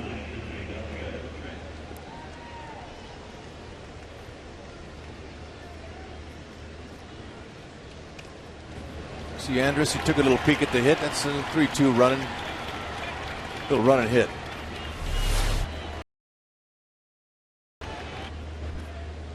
With Andrus at third base and Hamilton at first base, the Royals will play their middle back. They'll give up a run to get a double play if Guthrie can keep it down and get Beltre, but he pops up the first pitch. I don't think it'll stay in play. Nope. Second row. It's exactly what Beltre's looking for here. He's looking for a ball up he can drive. Keep it down. Our sprint numbers show that Cabrera, fielder, get most of the votes at 46%. Pujols and Trumbo go second at 30%. But that Cabrera, he's hitting .323 with 87 RBIs. So Beltre, he couldn't miss swinging at that last one. That's right where he's looking. He wants to stay out of a ground ball. Good pitch there, coming back. Now you take a look at those, the catcher and the umpire tonight. Salvador Perez at 6'3", and home plate umpire Jordan Baker's at 6'6".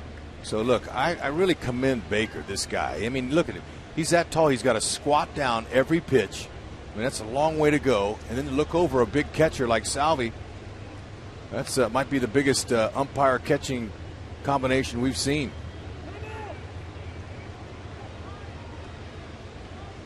Tall umpire. We'll get a big one tomorrow night, and one of the very best in Tim McClellan. The count is 0-2. Tried to get him to chase. Off-speed pitch coming down and in. By the way, you know, we're talking about the great combos, the great 3-4 combinations. Well, Cabrera and Fielder tonight for Detroit are 6 for 9 with 5 RBIs. The Tigers lead Cleveland 10-2.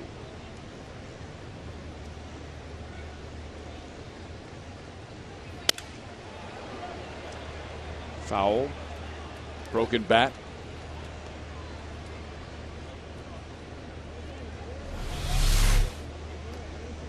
Here is a Prince Fielder home run, and man, when he uncoils, Rex, he really lets the big ones go on. I mean, we're talking about high arcing moonshots. That is one big man. Quick hands.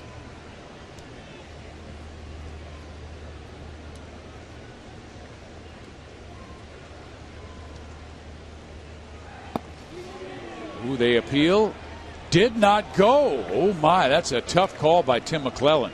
Boy, that's too bad. I thought Beltre had gone. It's too bad for Guthrie. That's what he wanted. He'd like a strikeout here. If he could, that would present a double play opportunity for Cruz. And Adrian says, would you check? Would you appeal? Ask him. Andrus at third. Hamilton at first. The 2-2 pitch. He chased that one. A great strikeout for Jeremy Guthrie. Did they say fouled? Man, I'll tell you, Baker is giving. No. Salvi's saying no. I'm saying Jordan Baker's gone in the way of the Texas Rangers several times in this game. This is the second time Ned has come out. And Baker really blew the call on the play that Alcides Escobar fouled the ball off of his foot. This is twice now in this at-bat he has struck out Beltre. Okay, well, Salvador Perez, pretty honest guy. He's not going to come up out of there and say, look, he never hit it if he didn't. So I'm going to trust Salvador. And the fact that we saw 2 replays there and it didn't look like he made any contact, so hopefully that won't come back and hurt him. Well, McClellan ruled the check swing in favor of the Rangers. Now Baker rules in favor of the Rangers. And they're giving them an extra out.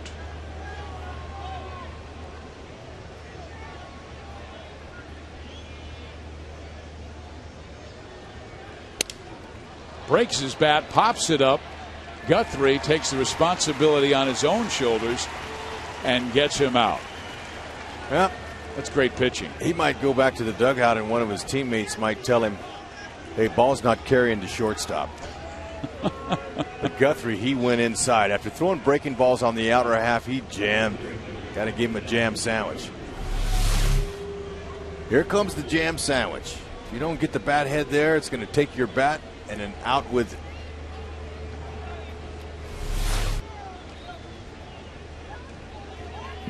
Guthrie knows he's not out of the woods yet with Nelson Cruz coming up. Knocked in the team's first run. Back in the first. Strike one.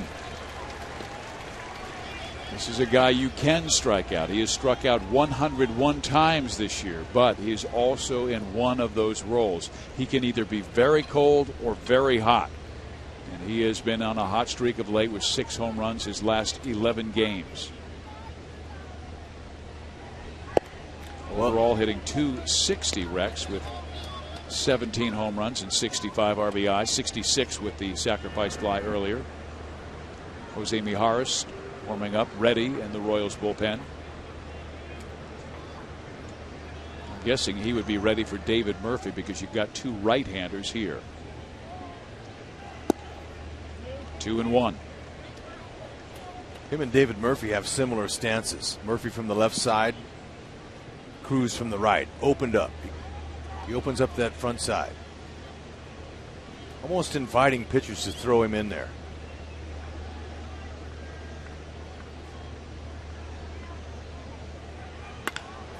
Down the line, Betancourt gets 1 and gets 2. How about that? Great job by Guthrie. Betancourt. That was sweet. Look at how he turns the other way. Quick hands, and he threw a dart over there to Getsy. That's going to help Guthrie big time.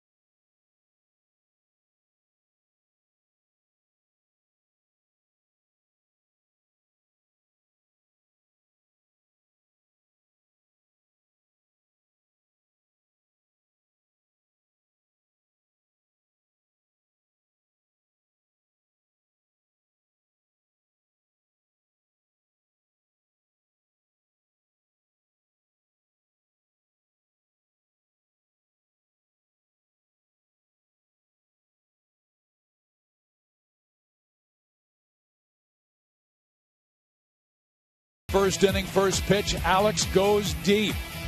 First time since June 12. And Hosmer with 2 on, his first 3-run home run of the year. Well, the 6th inning, of course, is our Sonic Slam inning, and our contestant is Margaret Brill from Kansas City. If the Royals hit a home run in this inning, Margaret will win $4,400, and that's the highest total we've had this year. But if the Royals hit a grand slam out of the park, Margaret will win $25,000 from Sonic and the Royals. The batter is Lorenzo Cain. My Hot Watch pick said Lorenzo would get an RBI. I say we get an RBI and a $4,400 check for Margaret. Well, a line out to Beltre. Darn. you still got a couple more chances.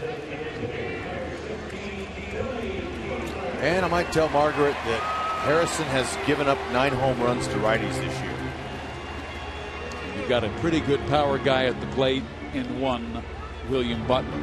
Yeah, you know, I think it's only fitting that Margaret wins the cash and Billy hits his career high home run here. Ties his career high. He had 21 in 2009, and he takes a first pitch fastball. Tie it.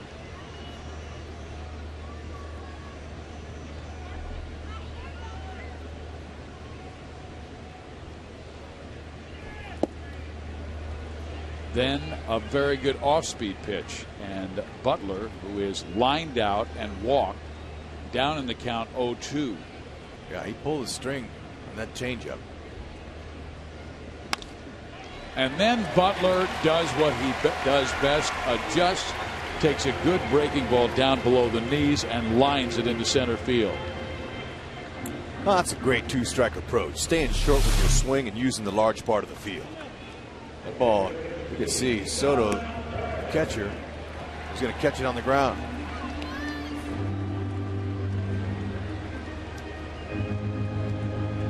Stays inside the ball nicely.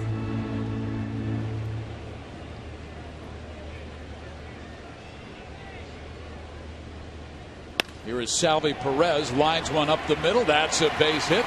Butler stops at second. Salvi 2 for 3. All right, it's Frenchie time. Walked in his first at-bat, saw several pitches, hit a line drive right at Kinsler, his second at-bat. Kinsler make a nice little backhand pick and threw him out. So he's due.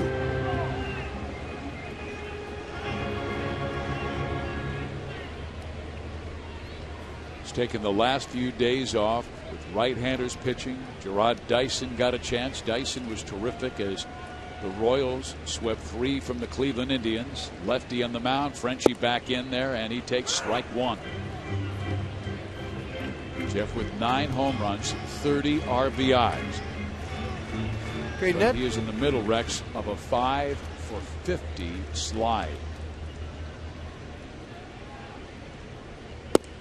Ned's mentioned the fact that it could become a platoon situation for Frenchie, and what that means is that when left-handers start the game, he would play right and hit. And when righties started, he would go with the Dyson in center and Kane in right. And Frenchie doesn't want that, so he just wants to basically get hot, but try to stay within himself. You don't want to try to do too much, and he's a veteran. He knows all that. He looks good in his at-bats up here, first 2.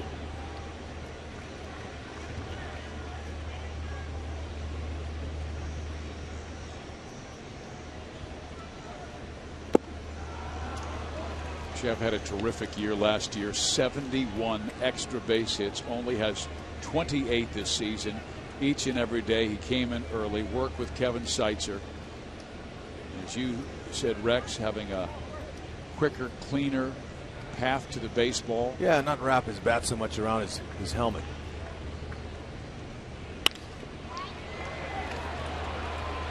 Four, 6-3 will get Harrison out of trouble in the 6th inning. It's the second double play that Texas has turned behind him in an important time in this game.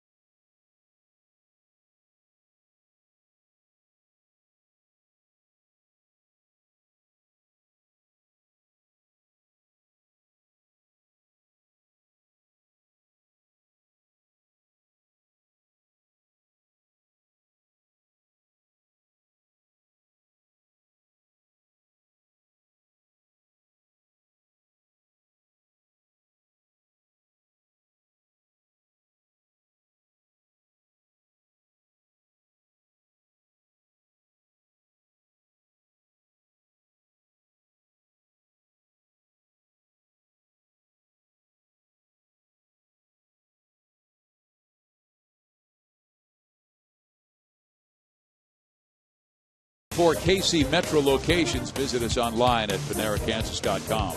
And by AT&T Uverse, the new wireless receiver from AT&T Uverse. Visit att.com/freeyourtv. Rethink possible. It's a beautiful Friday night at the K. Terrific ball game, fireworks afterwards. Rangers do lead by 1. Jeremy Guthrie, he may face just one batter in this inning as a right-hander. Michael Young will step to the plate, and David Murphy, a lefty, is waiting on deck. He's hit him hard his first 2 times up. So here we go with Young, who's 0 for 2 with a strikeout. Well, his next pitch will be his 100th. And I'm sure Ned Yost wants to see what he'll do with Michael Young. And then he'll decide if he wants to go to Maharis, who's ready to go. Just before Guthrie threw that ball, Lorenzo Cain moved quickly towards right center field. They give Young a lot of room in left center, and he fouls it off the right side. Doug Sisson was telling me, Rex, who's one of the Royal coaches, that Michael Young is one of the most difficult offensive players to defend, where to play your defense. Well, I'm going to do exactly like Sisson has Cain. Line him up in right center. He's a lot like Derek Jeter. He'll balls in the middle of the plate, he'll go to the opposite field. Good inside out swing. Except Guthrie messed him up right there. Guthrie's done a nice job of mixing his pitches, and that's what Dave said. In order for Guthrie to have success, he's got to use all 4, and he's got to slow down his pitches and slow down, use some different angles even. This is by far his best start with Kansas City. In the previous 2 games, he had given up 11 runs in 10 1/3. Young is a good high ball hitter and fights this one off. Yeah, but I like it. Guthrie, he's been throwing that pitch up in the zone a little bit, and that's a little bit out of their wheelhouse, but it's raising their eye level to set up the next pitch coming. Miharis is ready.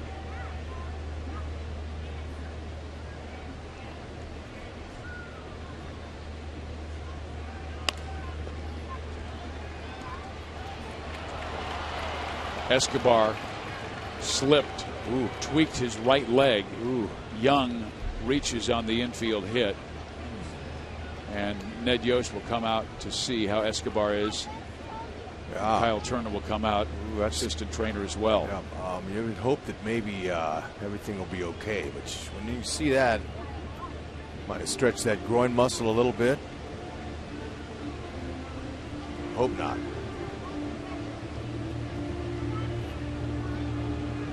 Maybe it's the calf. Maybe he's pointing down there at the calf. We'll see. Moose looks like he might have to come in for some duty. They would move Betancourt to shortstop and Moustakas in at third. There's a team carrying an extra pitcher. Well, Escobar, he's smart. He'll let him know whether he can go or not, and then Ned will make the final decision. So Escobar won. He says, I'm all right to stay in. So his right foot gives way a little bit, and he couldn't really get any leverage to throw off of. So instead of throwing the ball away, he just went ahead and put it in his pocket because of the obvious reason.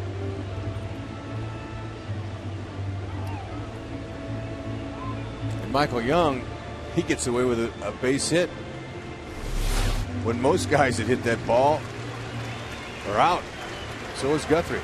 So our Chevy call to the pen will bring on Jose Mijares to face the hot-hitting lefty David Murphy.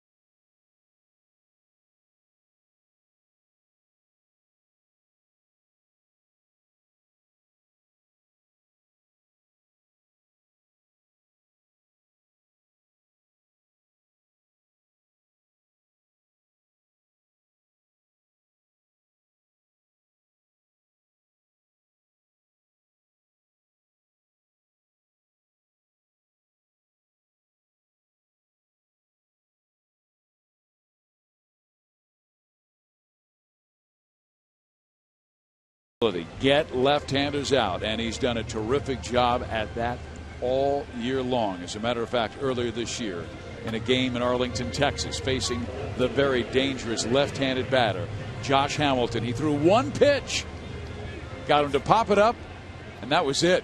Got a handshake. Pretty good job. Good day's work. Let's bring in Joe Goldberg. Well, I was asking Ned Yost today, guys, if he has ever had a bullpen like this with so many weapons in the back end.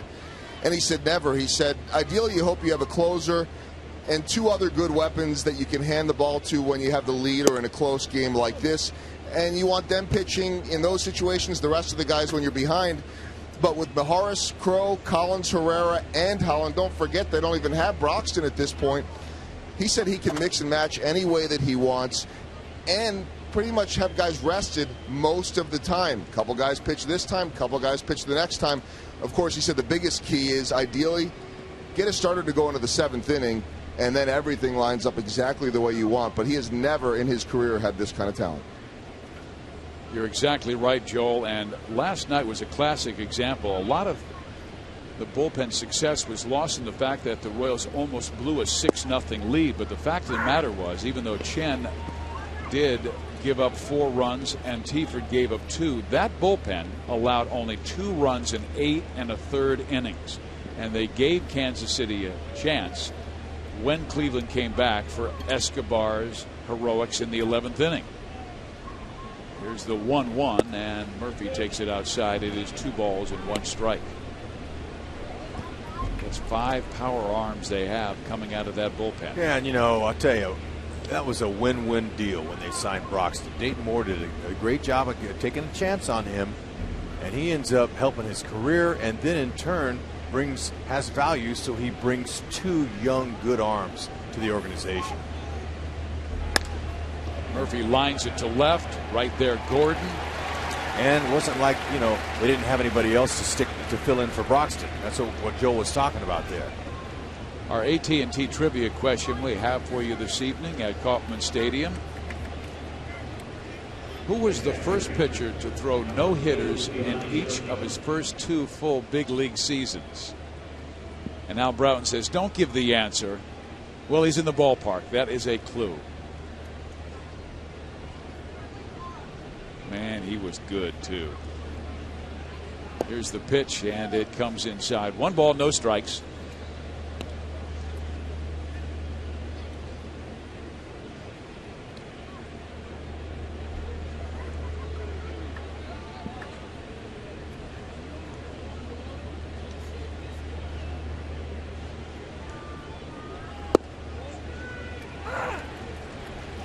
Ball, 1 strike. Giovanni Soto acquired on Tuesday, and in his first game he went 2 for 5. In this one he is 0 for 2. Ground out and a strikeout. Soto doesn't run that well. Mijares would love to get the inning-ending double play. Royals pulled off a magnificent 5-4-3 inning-ending double play to end the 6th inning when Betancourt started it, got it to Getz, turned it perfectly, and they were able to get Nelson Cruz for the final out of the 6th. Mijares, fastball, slider, big curve. Now he'll throw a couple changeups to righties at times, but he tries to keep the ball away. Good spot down there. It's a good place to miss. If he gets Soto to swing at that, he's going to hit a ground ball somewhere.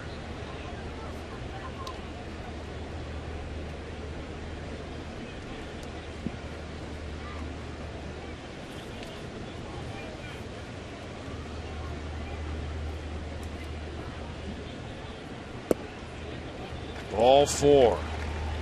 And that is to Giovanni Soto, who came in batting .199 this year with the Chicago Cubs and recently acquired by Texas. So runners at first and second with just 1 out. And left-handed batting Mitch Moreland at the plate.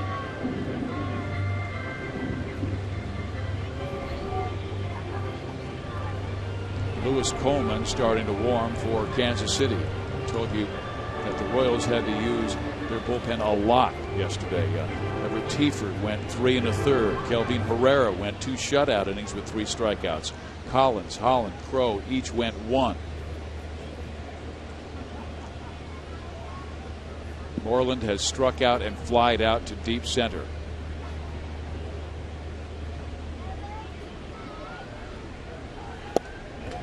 Good first pitch.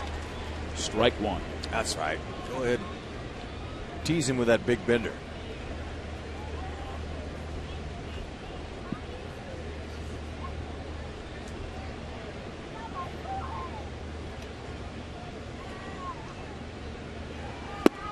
Strike 2. I know you're dying to know how many ground ball double plays Moreland's hit into this year. Please. 7. How about 8? That's what Harris is trying to do, keeping that ball down and away from him, hoping he'll pull it.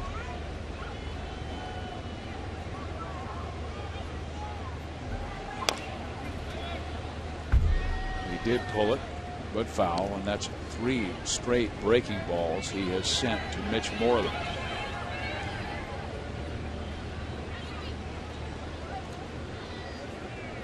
Kansas City coming off a 3-game sweep of the Cleveland Indians. Texas coming off an emotional series with their chief rivals in the West, the Angels.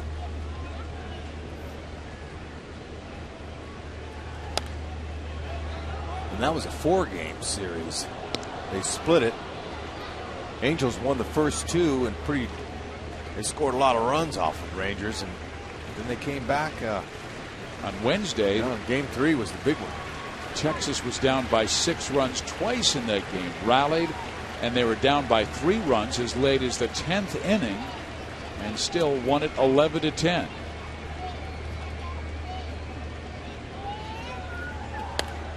Moreland again sends it out of play, a fastball at 94. We go back with that slider, that breaking ball that sweeps away from the left-handed batters. I would. I'm not going to give him back-to-back heaters, especially the way he's turning on those foul balls.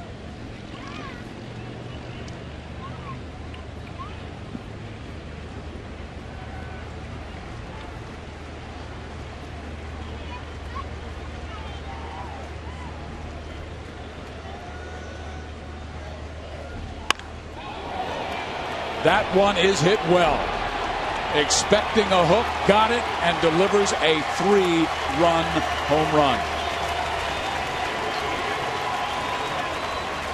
Okay, well, see, he was thinking right along with us.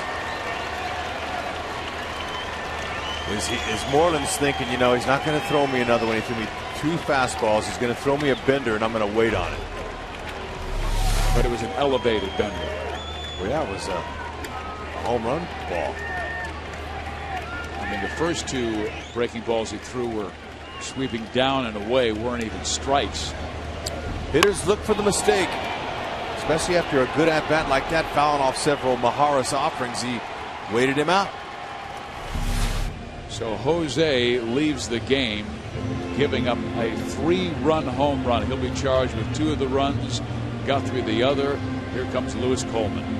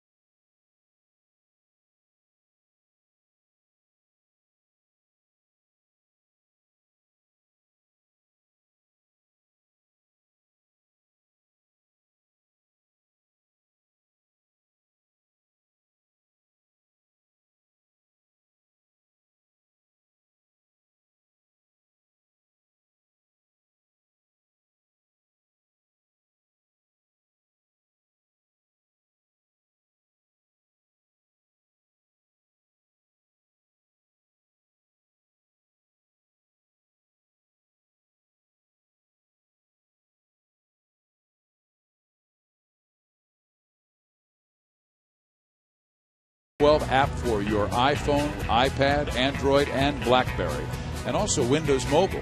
Get live audio, pitch tracking, video highlights, and more. Text @BAT to 31826 or visit Royals.com for details.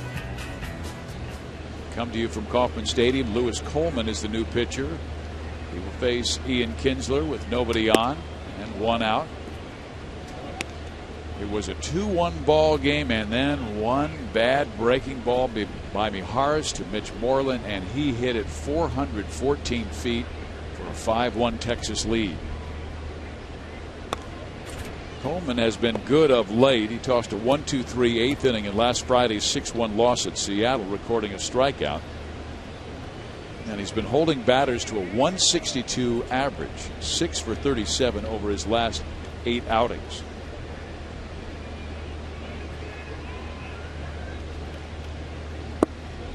Kinsler 1 for 3 in this one, lined a single his first time up and scored Texas his first run on a sacrifice fly. Popped up in the third and lined out in the fifth.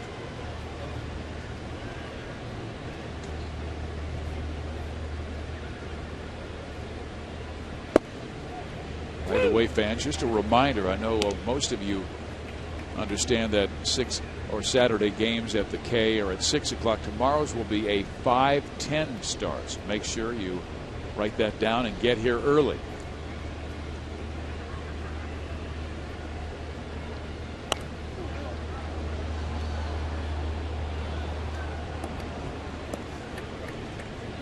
The Rangers with 5 runs on 7 hits. The Royals with 1 on 5.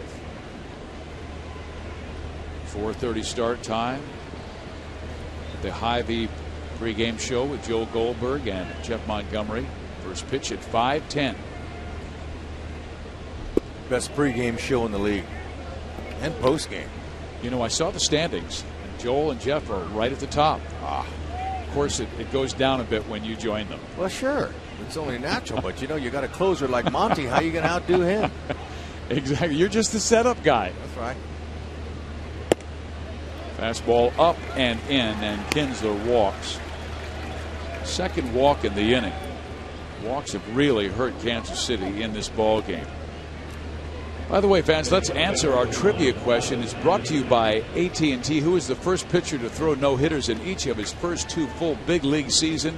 He is a former Royal and now Texas Rangers broadcaster. Steve Busby, 73-74. He could bring it, Hud. There you go, Buzz. He's hurt doing his arm. He's doing a great job as a broadcaster too. Working with Tom Grieve. By the way, congratulations to Chiefs former quarterback Lenny Dawson. He's going into the Hall of Fame as a broadcaster. He's already gone in as an NFL quarterback. Wow, that's congratulations awesome. to Lenny the Cool. Just to watch him growing up, throwing to number 89, Otis Taylor. That's my favorite player. Willie Lanier was my favorite. Oh, 63. He was my favorite. I still think that's the best trio of linebackers ever. Lanier in the middle and Lynch and Bobby Bell. Hey, Jimmy Lynch and Bobby Bell. Even growing up in Central California, I was Willie Lanier when I played in the schoolyard. Is that right? Yeah. 63? Loved him. Did you have one of those helmets with the extra padding on top like Willie? No, in the schoolyard we didn't wear helmets. I thought your mom made you. There's a line drive caught by Escobar. Throw to first. Yeah. They got him. Wow. Go ahead, Tim. Drop the hammer on him. Coleman gets the double play, but 3 runs in the inning on a Moreland home run. I think Tim wants to go home.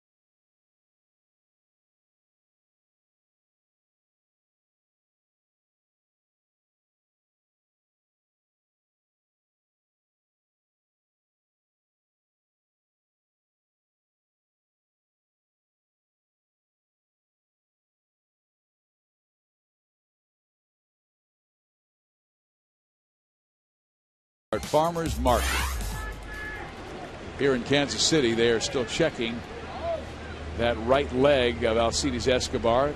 Nick Kenny, the head athletic trainer, with Kyle Turner. Kansas City down here in inning number 7 by 4 runs. The batter will be Eric Hosmer, then Yuniesky Betancourt, and then Chris Getz.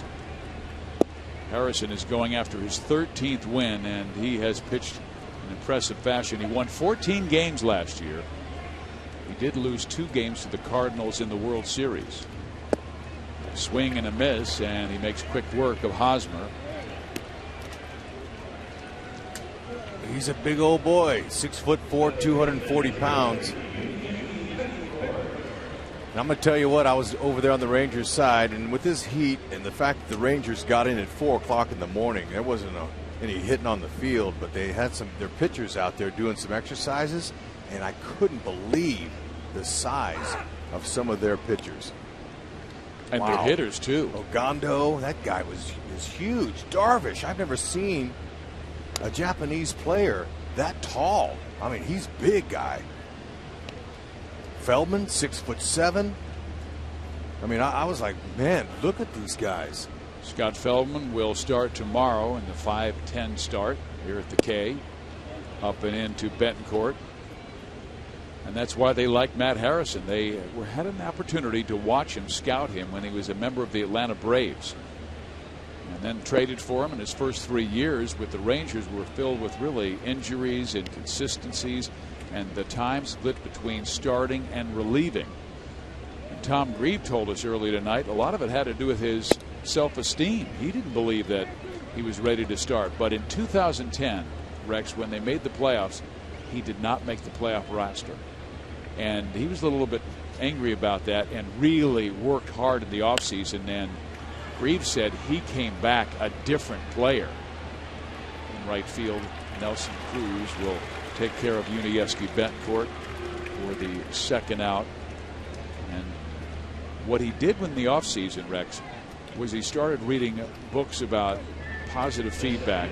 Sports psychologist Harvey Dorfman wrote a book, and then he talked with guys like successful pitchers like Nolan Ryan, Greg Maddux, Cliff Lee. Changed his preparation, his routine. And Tom said he came to spring training and you could just visit with him, and he was articulating confidence.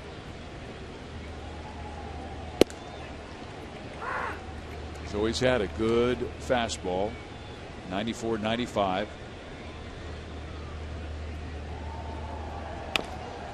Gets with a chopper. Elvis, well, he should have pulled the pin on that hand grenade before he threw it. And gets an infield hit. It's a lot more difficult than it looks. He makes that play 10 out of 10 times usually, but he just couldn't get a good grip on it. That's a knock all the way.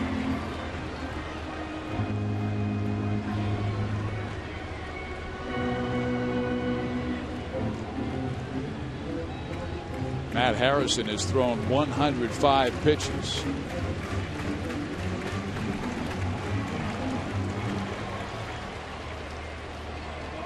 Gordon 0 for 3. Alex grounded out to short his first time up, flied out to center field in the third, and lined out in his last at bat. The Royals have 6 hits, all of them singles.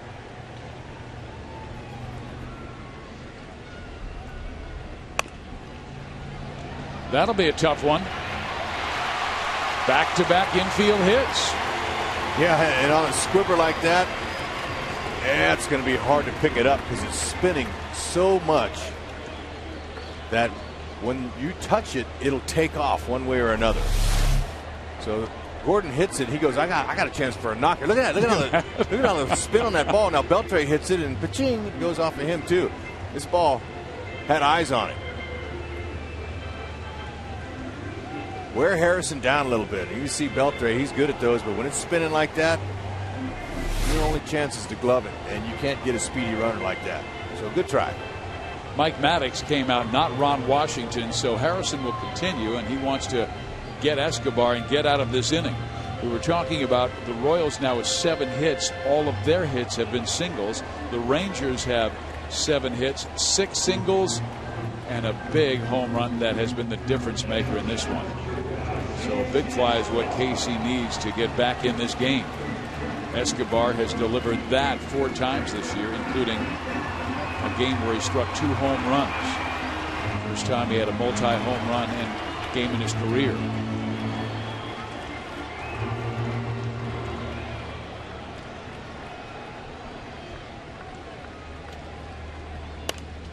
Out of play. He was ready. Yeah, he was ready for that first heater. Is right.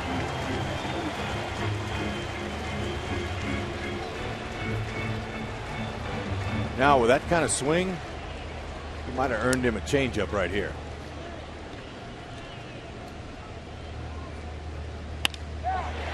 Center field, that's a base hit. Getz comes around. He will score to make it 5-2.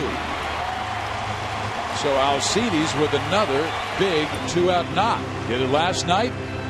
Maybe he's setting up the Royals for some firepower here. I knew Harrison wasn't come back with a fastball, but he tried a little get me over slider.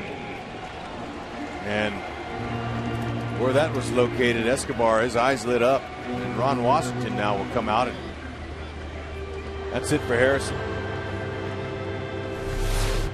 Hitters love the ball elevated. Escobar with 5 RBIs, with RBIs in 5 of his last 6 games. And he has cut the Texas lead to 5-2. The Royals do have the tying run at the plate. We've got a pitching change, a right-hander coming out of that Texas bullpen as the Rangers lead Kansas City. I bet he's another big 5-2. one. He's a big guy. Look at him.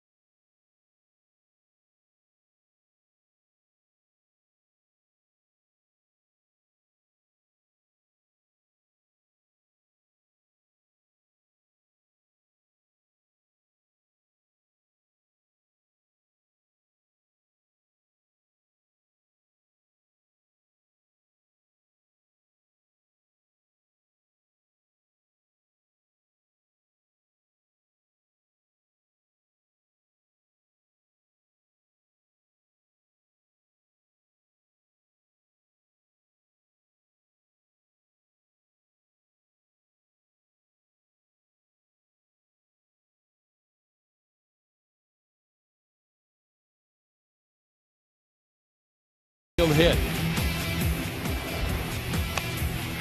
Gordon, another infield squiver. And Escobar with a run-scoring single. It's 5-2. New pitcher comes out of the bullpen.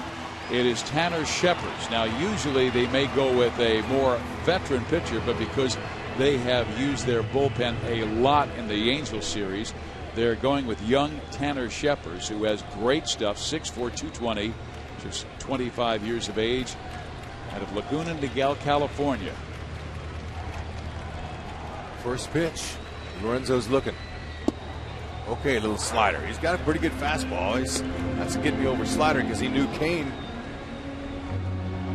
He's looking for that first straight one. This is his 20th game this year.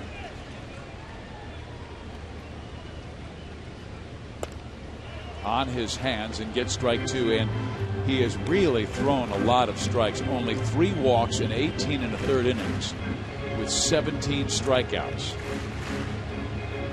Lorenzo just missed that slider. He hadn't homered off the lefty this year. He's due. Excuse me, he's a righty.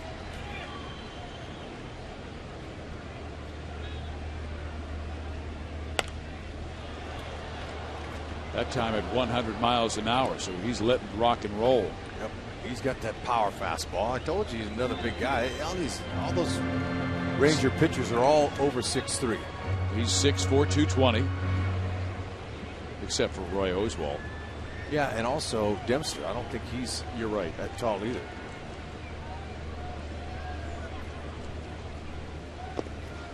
Ball in the dirt, gets away, runners advance. Now a single makes it a 5-4 game.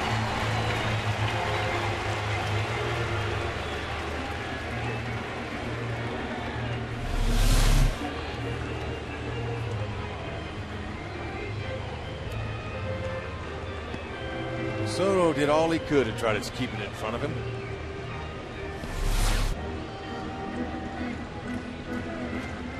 I like the sound of the organ here on retro night. Gets people fired up for the rally. Into left field.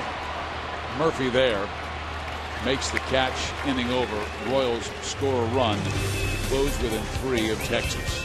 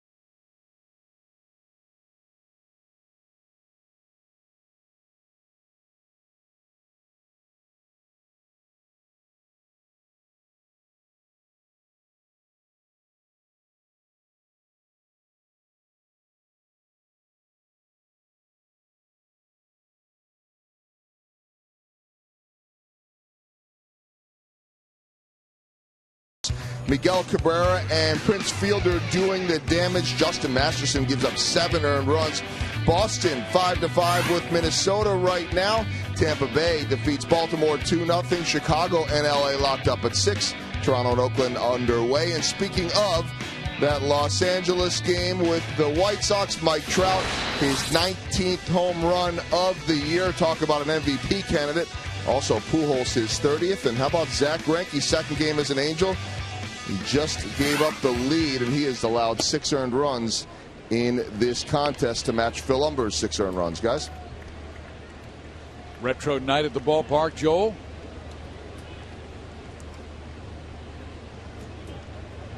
Here's an MVP candidate. Josh Hamilton at the plate. Josh tonight is 1 for 3, a strikeout, a fly out, and a single to right field. It was a 2-1 ball game until the top of the 7th inning, 1 out, a couple on when Mitch Moreland went deep. 3-run home run. It's now 5-2 as Kansas City scored a run in the bottom half of the 7th inning. Hey, Lewis fooled him on that slider.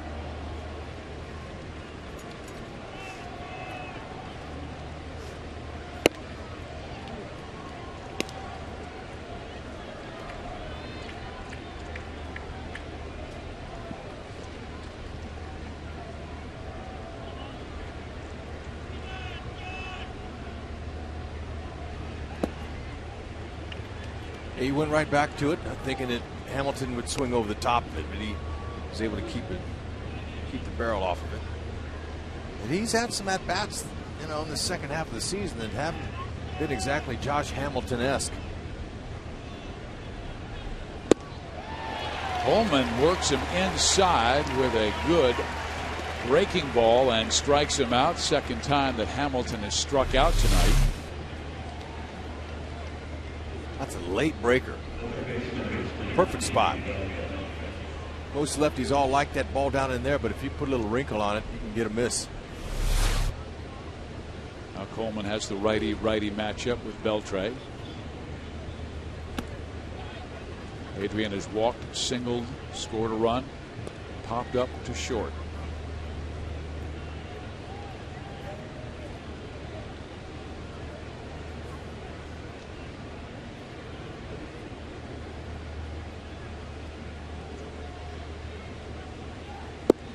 Beltre, now a veteran at 32 years of age, of the Dominican Republic, coming off a great season with the Rangers last year at .296 with 32 home runs and 105 RBIs. He really gave Josh Hamilton a lot of protection.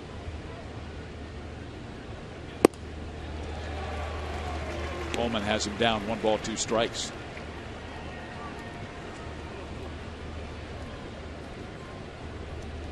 Coleman has been a strikeout pitcher this year, averaging almost 10 per 9 innings. Let's see where Salvi wants it down. It's popped up right side. Chris gets 2 outs.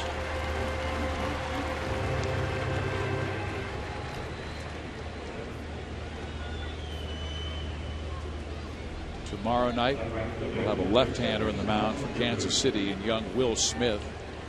Veteran right-hander Scott Feldman will throw for Texas. Once again, a reminder, it is a 5:10 start tomorrow. Sundays will be at the usual 1 o'clock start, 1:10, with Luke Hochaver going up against Derek Holland.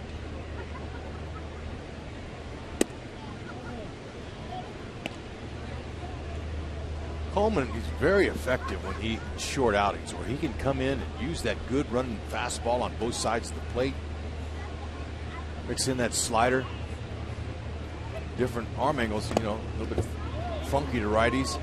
You saw what he did to Hamilton, that location of that slider. So whenever he's on, he's good. Salvi took another foul tip. Man, you got to be tough to play that position. He was pounding his fist in his glove because the pain in his shoulder is so much. Let's go get him.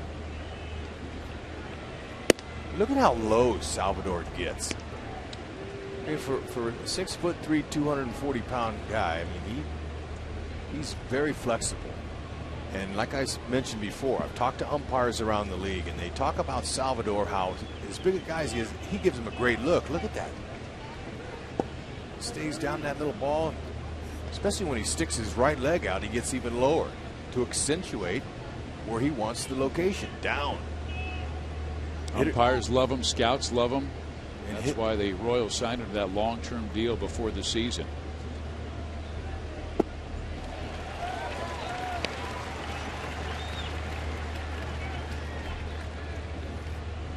If you count up all of the option years for Perez, the Royals can have him until 2019. Oh, and they want him. Exactly. Why wouldn't you want a guy that long? He's young. Backhanded by Betancourt. Strong arm. Coleman gets the job done in the 8th. KC needs 3 to tie.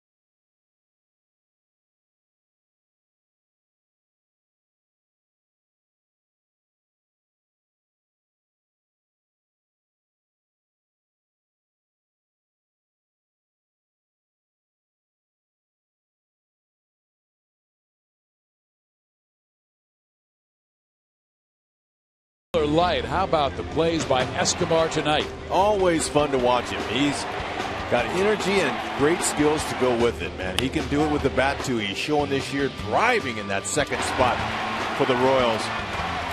Ned Yost put him there a few months ago, and, man, he's got nothing but production out of that young man. So we will see a new pitcher come out of that bullpen. It is Mike Adams, and he has been terrific this year as their setup guy. 2.91 ERA, 17 holds. Big, tall guy at 6'5", 190, 33 years of age, out of Corpus Christi, Texas. And nothing he throws straight. Hard sinker, 93. Slider. He kind of cuts it a little bit. Butler has been on twice with a walk and a single.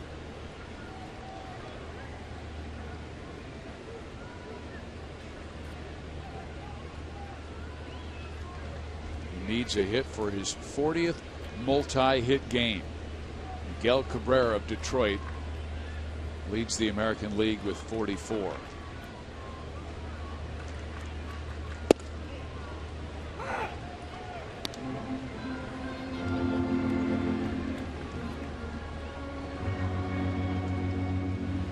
Right-handers have a tough time against Mike Adams because of that slider you talked about. They're only batting .238 against him.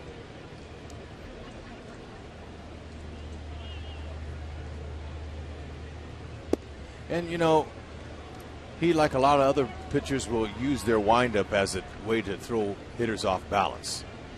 Arms and legs. You see how he starts. He starts from an unorthodox position that most pitchers don't. Now he's closed up right there, and he's showing the ball to the hitter there, but that's as far as it goes. Now he holds up high like this, has a couple different rocks, and then he just swings it at you. How did he find that baseball? Just threw up his glove and the ball went right into it, and he had a smile to the home plate umpire, Jordan Baker. That's a good thing, because he could have got hurt on that play. He landed a little bit funky. Ooh, yeah, and Kinsler sitting right there. He would have had it. But, you know, it's hard to tell a pitcher that your defender's right there, because you're a competitor. You want to catch the ball. Oh, man. You also want to protect your face. Yeah, and he's falling off that way.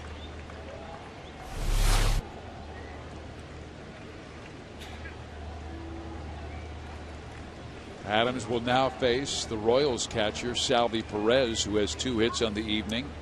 One in the second, where he scored a run. Singled in the 6th. There have been 2 double plays that have really hurt Kansas City. They had the bases loaded and nobody out in the second inning, and Betancourt hit into a 6-4-3 double play. A run scored, but it could have been a big inning.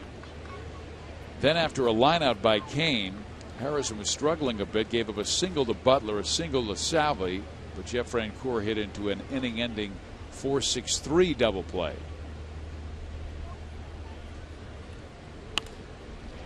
Perez has a 3-hit game. He stayed right on that slider. Wasn't fooled one bit.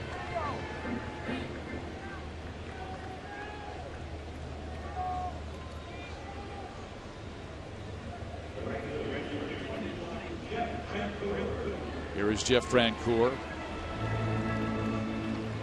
He's walked and grounded out twice.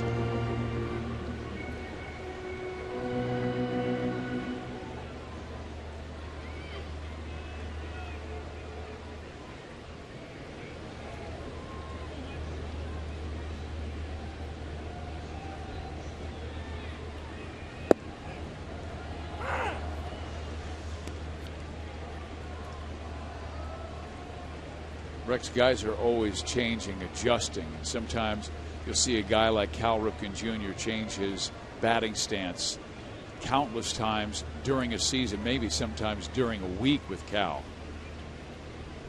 And Frenchie obviously forced to make some adjustments as well that you were talking about. Yeah, but until you start getting hits, even though he's hit the ball hard a couple times tonight, you're still looking for production. Rex, did you always have the same stance or pretty close? There were times when I would move my bat a little bit up, maybe down. I might flatten it out, or I might move up or back in the plate. Little adjustments, not a lot. Not like Cal Ripken you were explaining. Yeah, you would see Cal one day hold the bat way over his head, then the next day have it down around his waist. Yeah, laying it on his shoulder, but he's executing a few good pitches on Frenchie. Look at see where that Fox track shows you. He's staying down with him. Makes it even tougher to put it into play.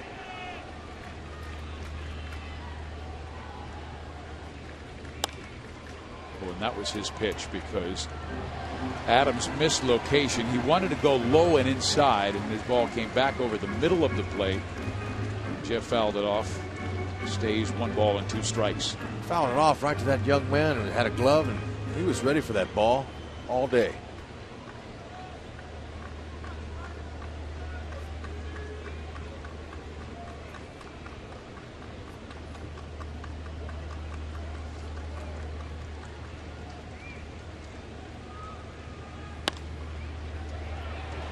Picked off by Moreland. They will get 1. 3rd straight ground out for Frenchie. He does reach on the fielder's choice, but hit it pretty sharply. Yeah, I mean he's just a few feet off of having 3 hits tonight. I mean he's hit the ball good every time. He was trying to go to the opposite field. Good 2-strike approach there, and just no luck right now.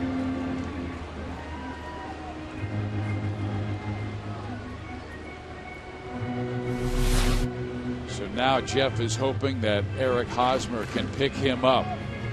Eric belted his 10th home run of the year yesterday in the 1st inning, a 3-run blast.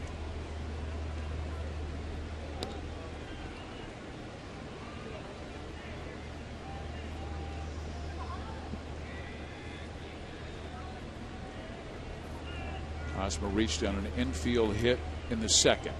He has struck out his last 2 times.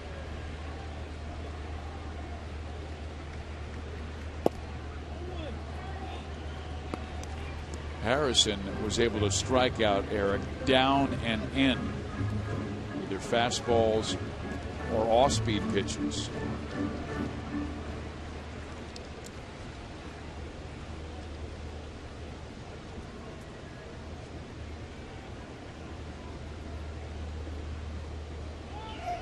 Francoeur goes and steals second base, his 2nd steal this year.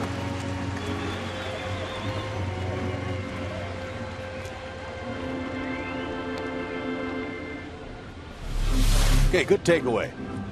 Looks like he's not running. Body language. He started out saying, I'm just going to put my hands on my knees and make it look like I'm not going to go. And he took off quickly out of there.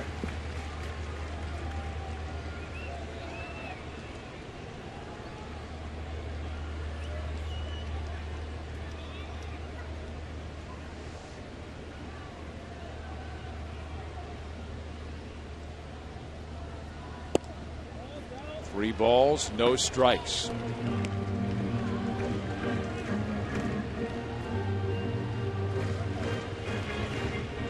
Kansas City looking for a big hit. They had the tying run at the plate in the bottom of the 7th inning, and Lorenzo Cain.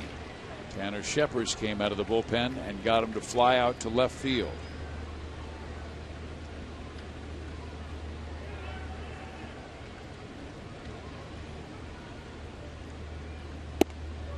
Walked him.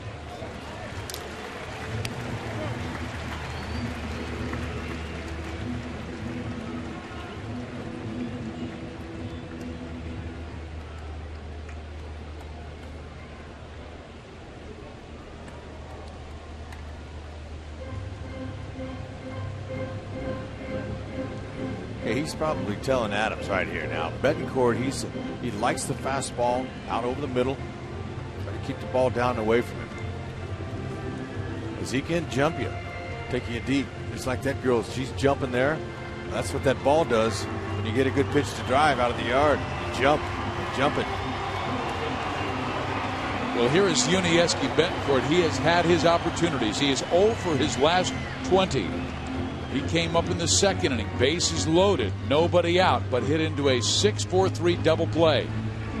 Adams, in 41 games this year, has allowed only 1 home run.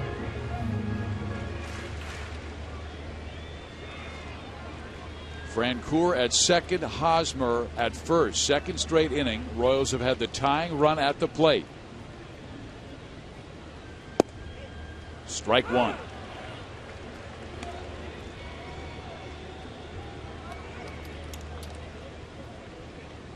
Yeah, he wasn't getting no first pitch fastball, even though his fastball, Adams, moves. Good sinking action to it.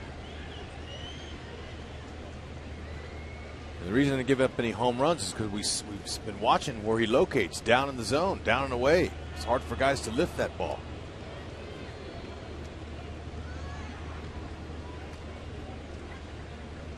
Uni's thought process has got to be back up the middle, and then your eyes will tell your hands to adjust. If it's a ball that's in, you can hit it and pull it.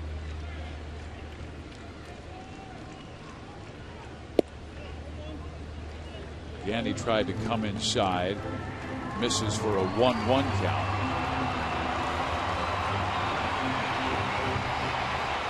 He took a little bit off. That looked like a changeup there. He kind of floated that one across the middle of the plate. Ended up in, but didn't know he used one of those.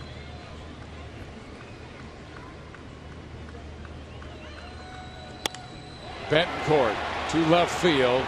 Murphy can't make the play. He misjudged it. Francoeur will score. Hosmer will be held at third base.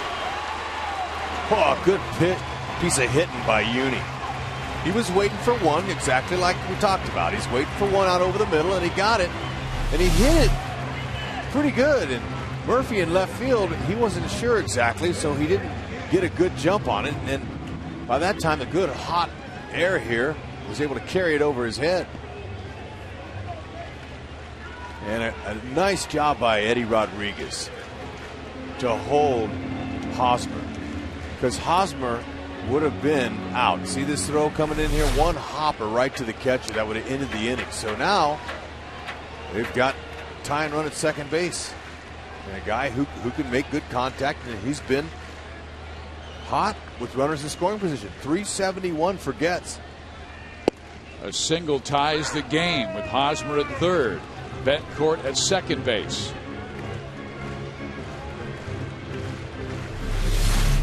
Okay, now Frenchie's saying, come on, come on. But Frenchie couldn't see what Eddie saw.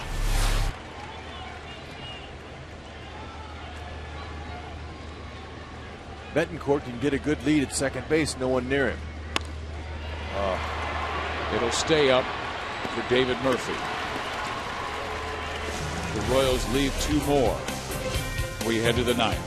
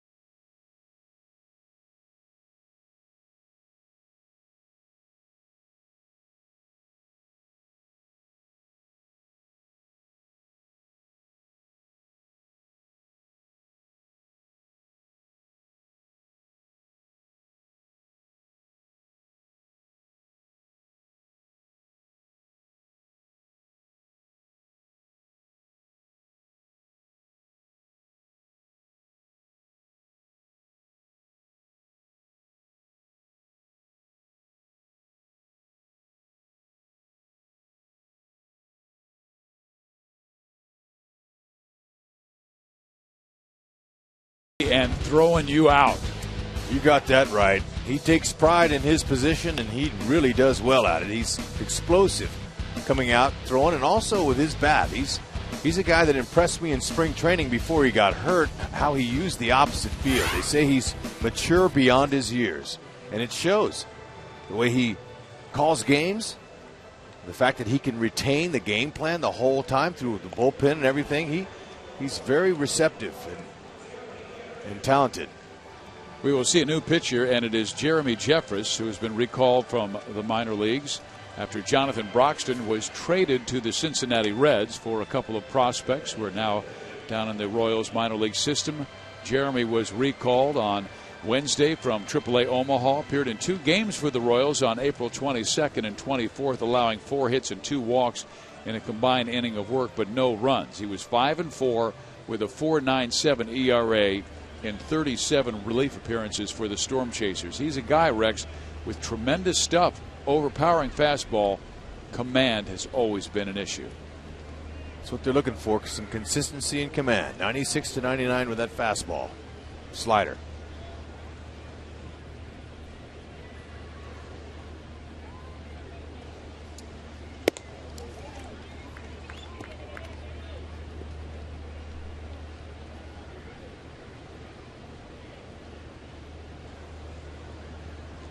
Here is Michael Young.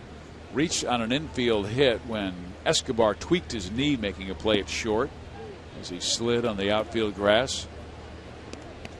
Jeffress has fallen behind 2-0. The right-hander was acquired from the Brewers in December 2010, part of the Zach Greinke deal. He was Milwaukee's first-round pick in 2006. Power arm. 96.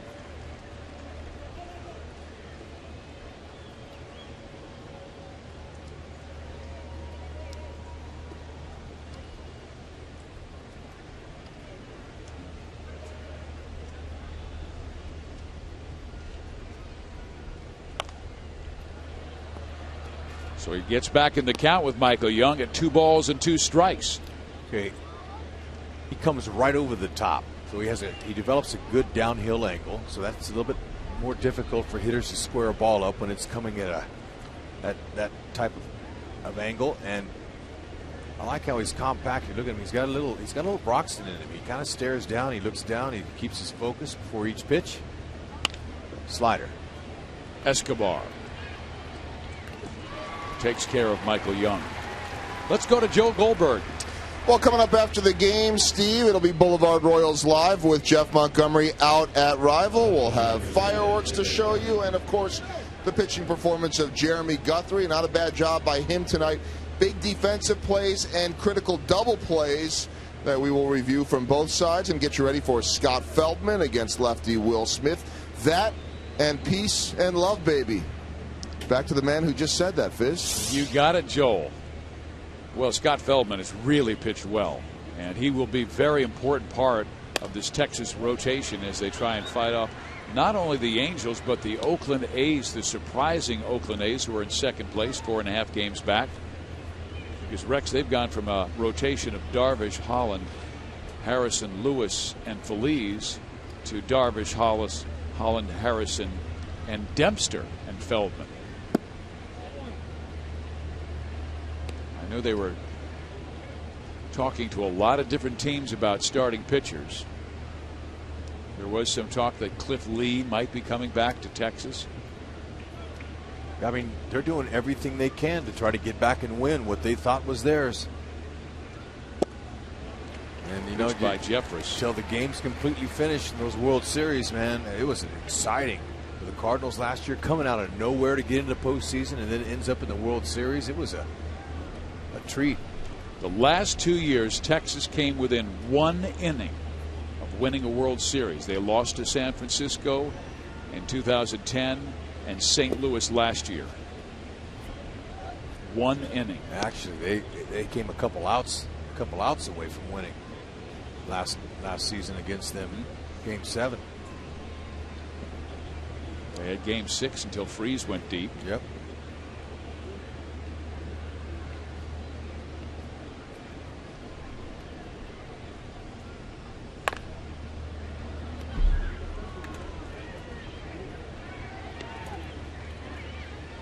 Even though David Murphy is 1 for 3 in this game, he has hit all 3 balls hard. He lined out his first time up, singled the left field to drive in a run in the 4th, and lined out in the 7th.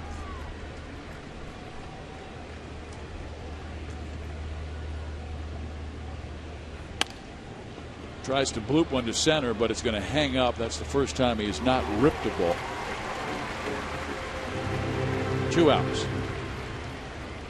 Jeffers coming after him, finishing guys off with his slider. Looks good. I talked to him a couple days ago, and he's raring to go. He says, I'm excited. Biggest challenge for me will be to try to slow the game down, focus on what I'm doing, and I like his approach. He starts with his head down, focusing on the ground. Then he slowly lifts his head up and picks up the target. Just another young power arm that Kansas City has in the organization. He's only 24, will turn 25 on September 21st. To third, Betancourt. Good job by Jeremy.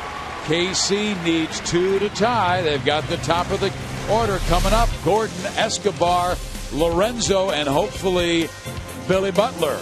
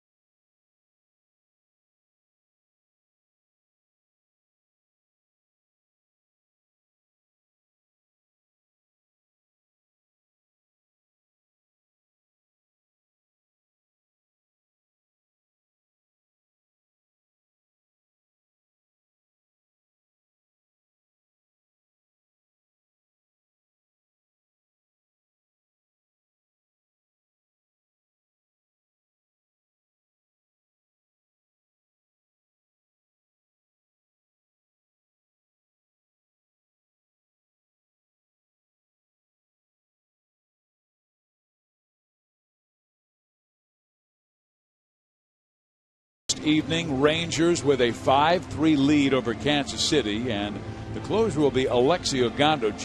Joe Nathan is their usual closer, but he has been working a lot against the Angels. Josh Hamilton will move to left field as they will bring on a new center fielder trying to get some speed in the middle of the field.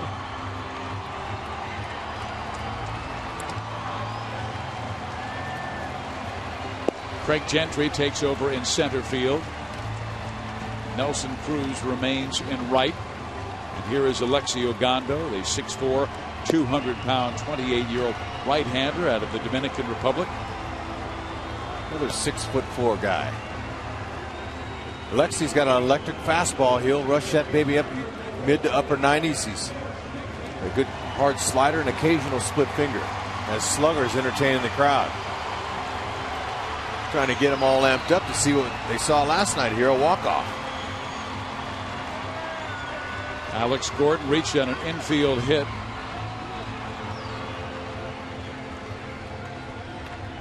Like to see him pressure the Rangers here in this inning. Make it interesting on him. Well, Ogando has not been on his A game of late. He has allowed runs in 3 of the last 7 games. The first pitch he throws is up high. He's a slinger with heavy velocity. He's walked 11, struck out 44 in 43 and a third innings. in there. 1 ball, 1 strike, and he can sling it up to 99 miles an hour. He's closing today, but he's back in the setup role where he excelled as a rookie in 2010. Okay, any way to get on? Walk or a knock? Texas a little tired. They got in at 4 a.m. Got their sleep. No batting practice today. Ron Washington knowing the team a little weary after their Angel series. 2-2.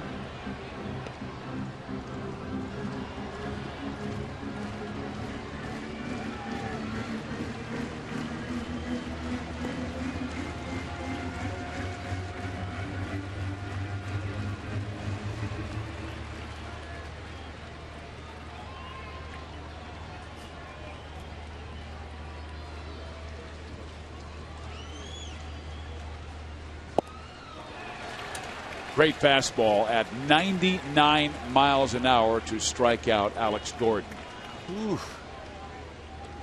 Yeah, he put that ball in the outer half. Gordon was guessing right fastball, but man, it's located in a tough spot for him to hit.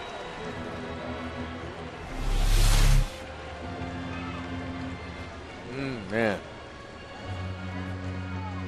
Boy, I tell you, you don't have long with that type of velocity to see that. Oregon is doing all he can to try to motivate Escobar. That is Jeremy Boyer tonight.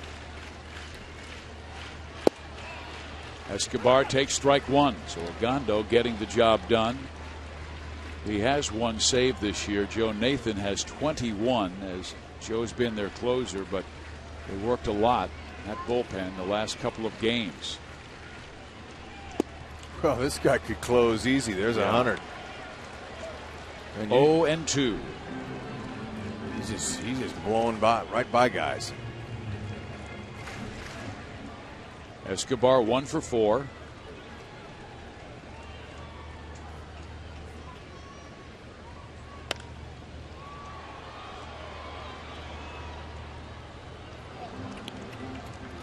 He doesn't even need to go with his slider. No, when he's locating that pitch, that's the only one you need. Challenge hitters. Trust your defense. Percentages are on your side. But if it's located out over the middle, 100 can be hit. And Nesky's trying to get a piece of it.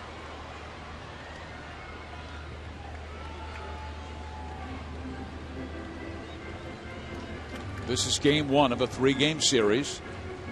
Royals coming off a sweep of the Cleveland Indians. Texas split with the Angels, winning 2, losing 2, but they won their last 2 by scoring 26 runs. Popped him up right side. Moreland takes care of Escobar. 2 out.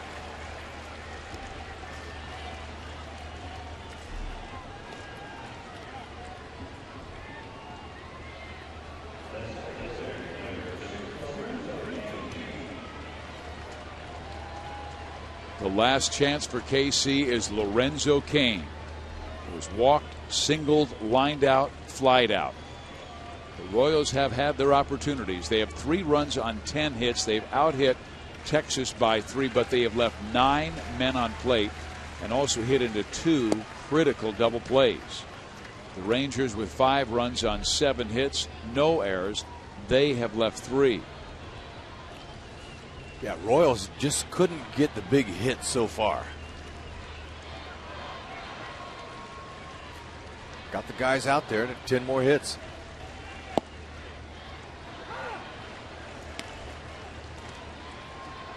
Gondo trying to hand Matt Harrison his 13th win of the year.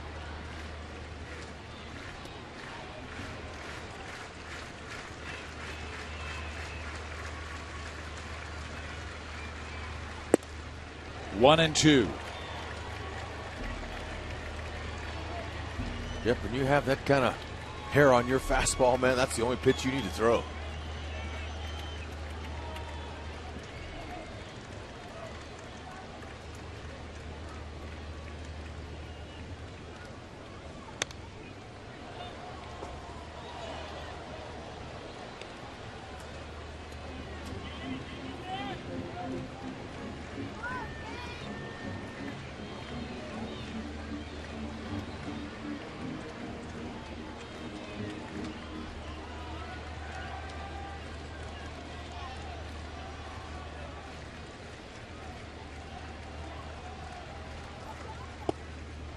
Tried to get him to chase. He did not. And now it's a 2-2 count as Texas trying to beat Kansas City for the first time this year.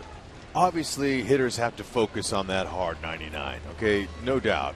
And then lots of times when you throw that little dead fish slider down there, guys are going to swing at it just because they're looking for that hard fastball. So good job by Kane. And then he waves at a 98-mile-an-hour fastball that was out of the zone. So Texas takes game 1 of this 3-game series by a final of 5-3. That man was the big hitter of the night with a 3-run home run. And the Lone Star State says, way to go, fellas. Win number 62 for the Rangers.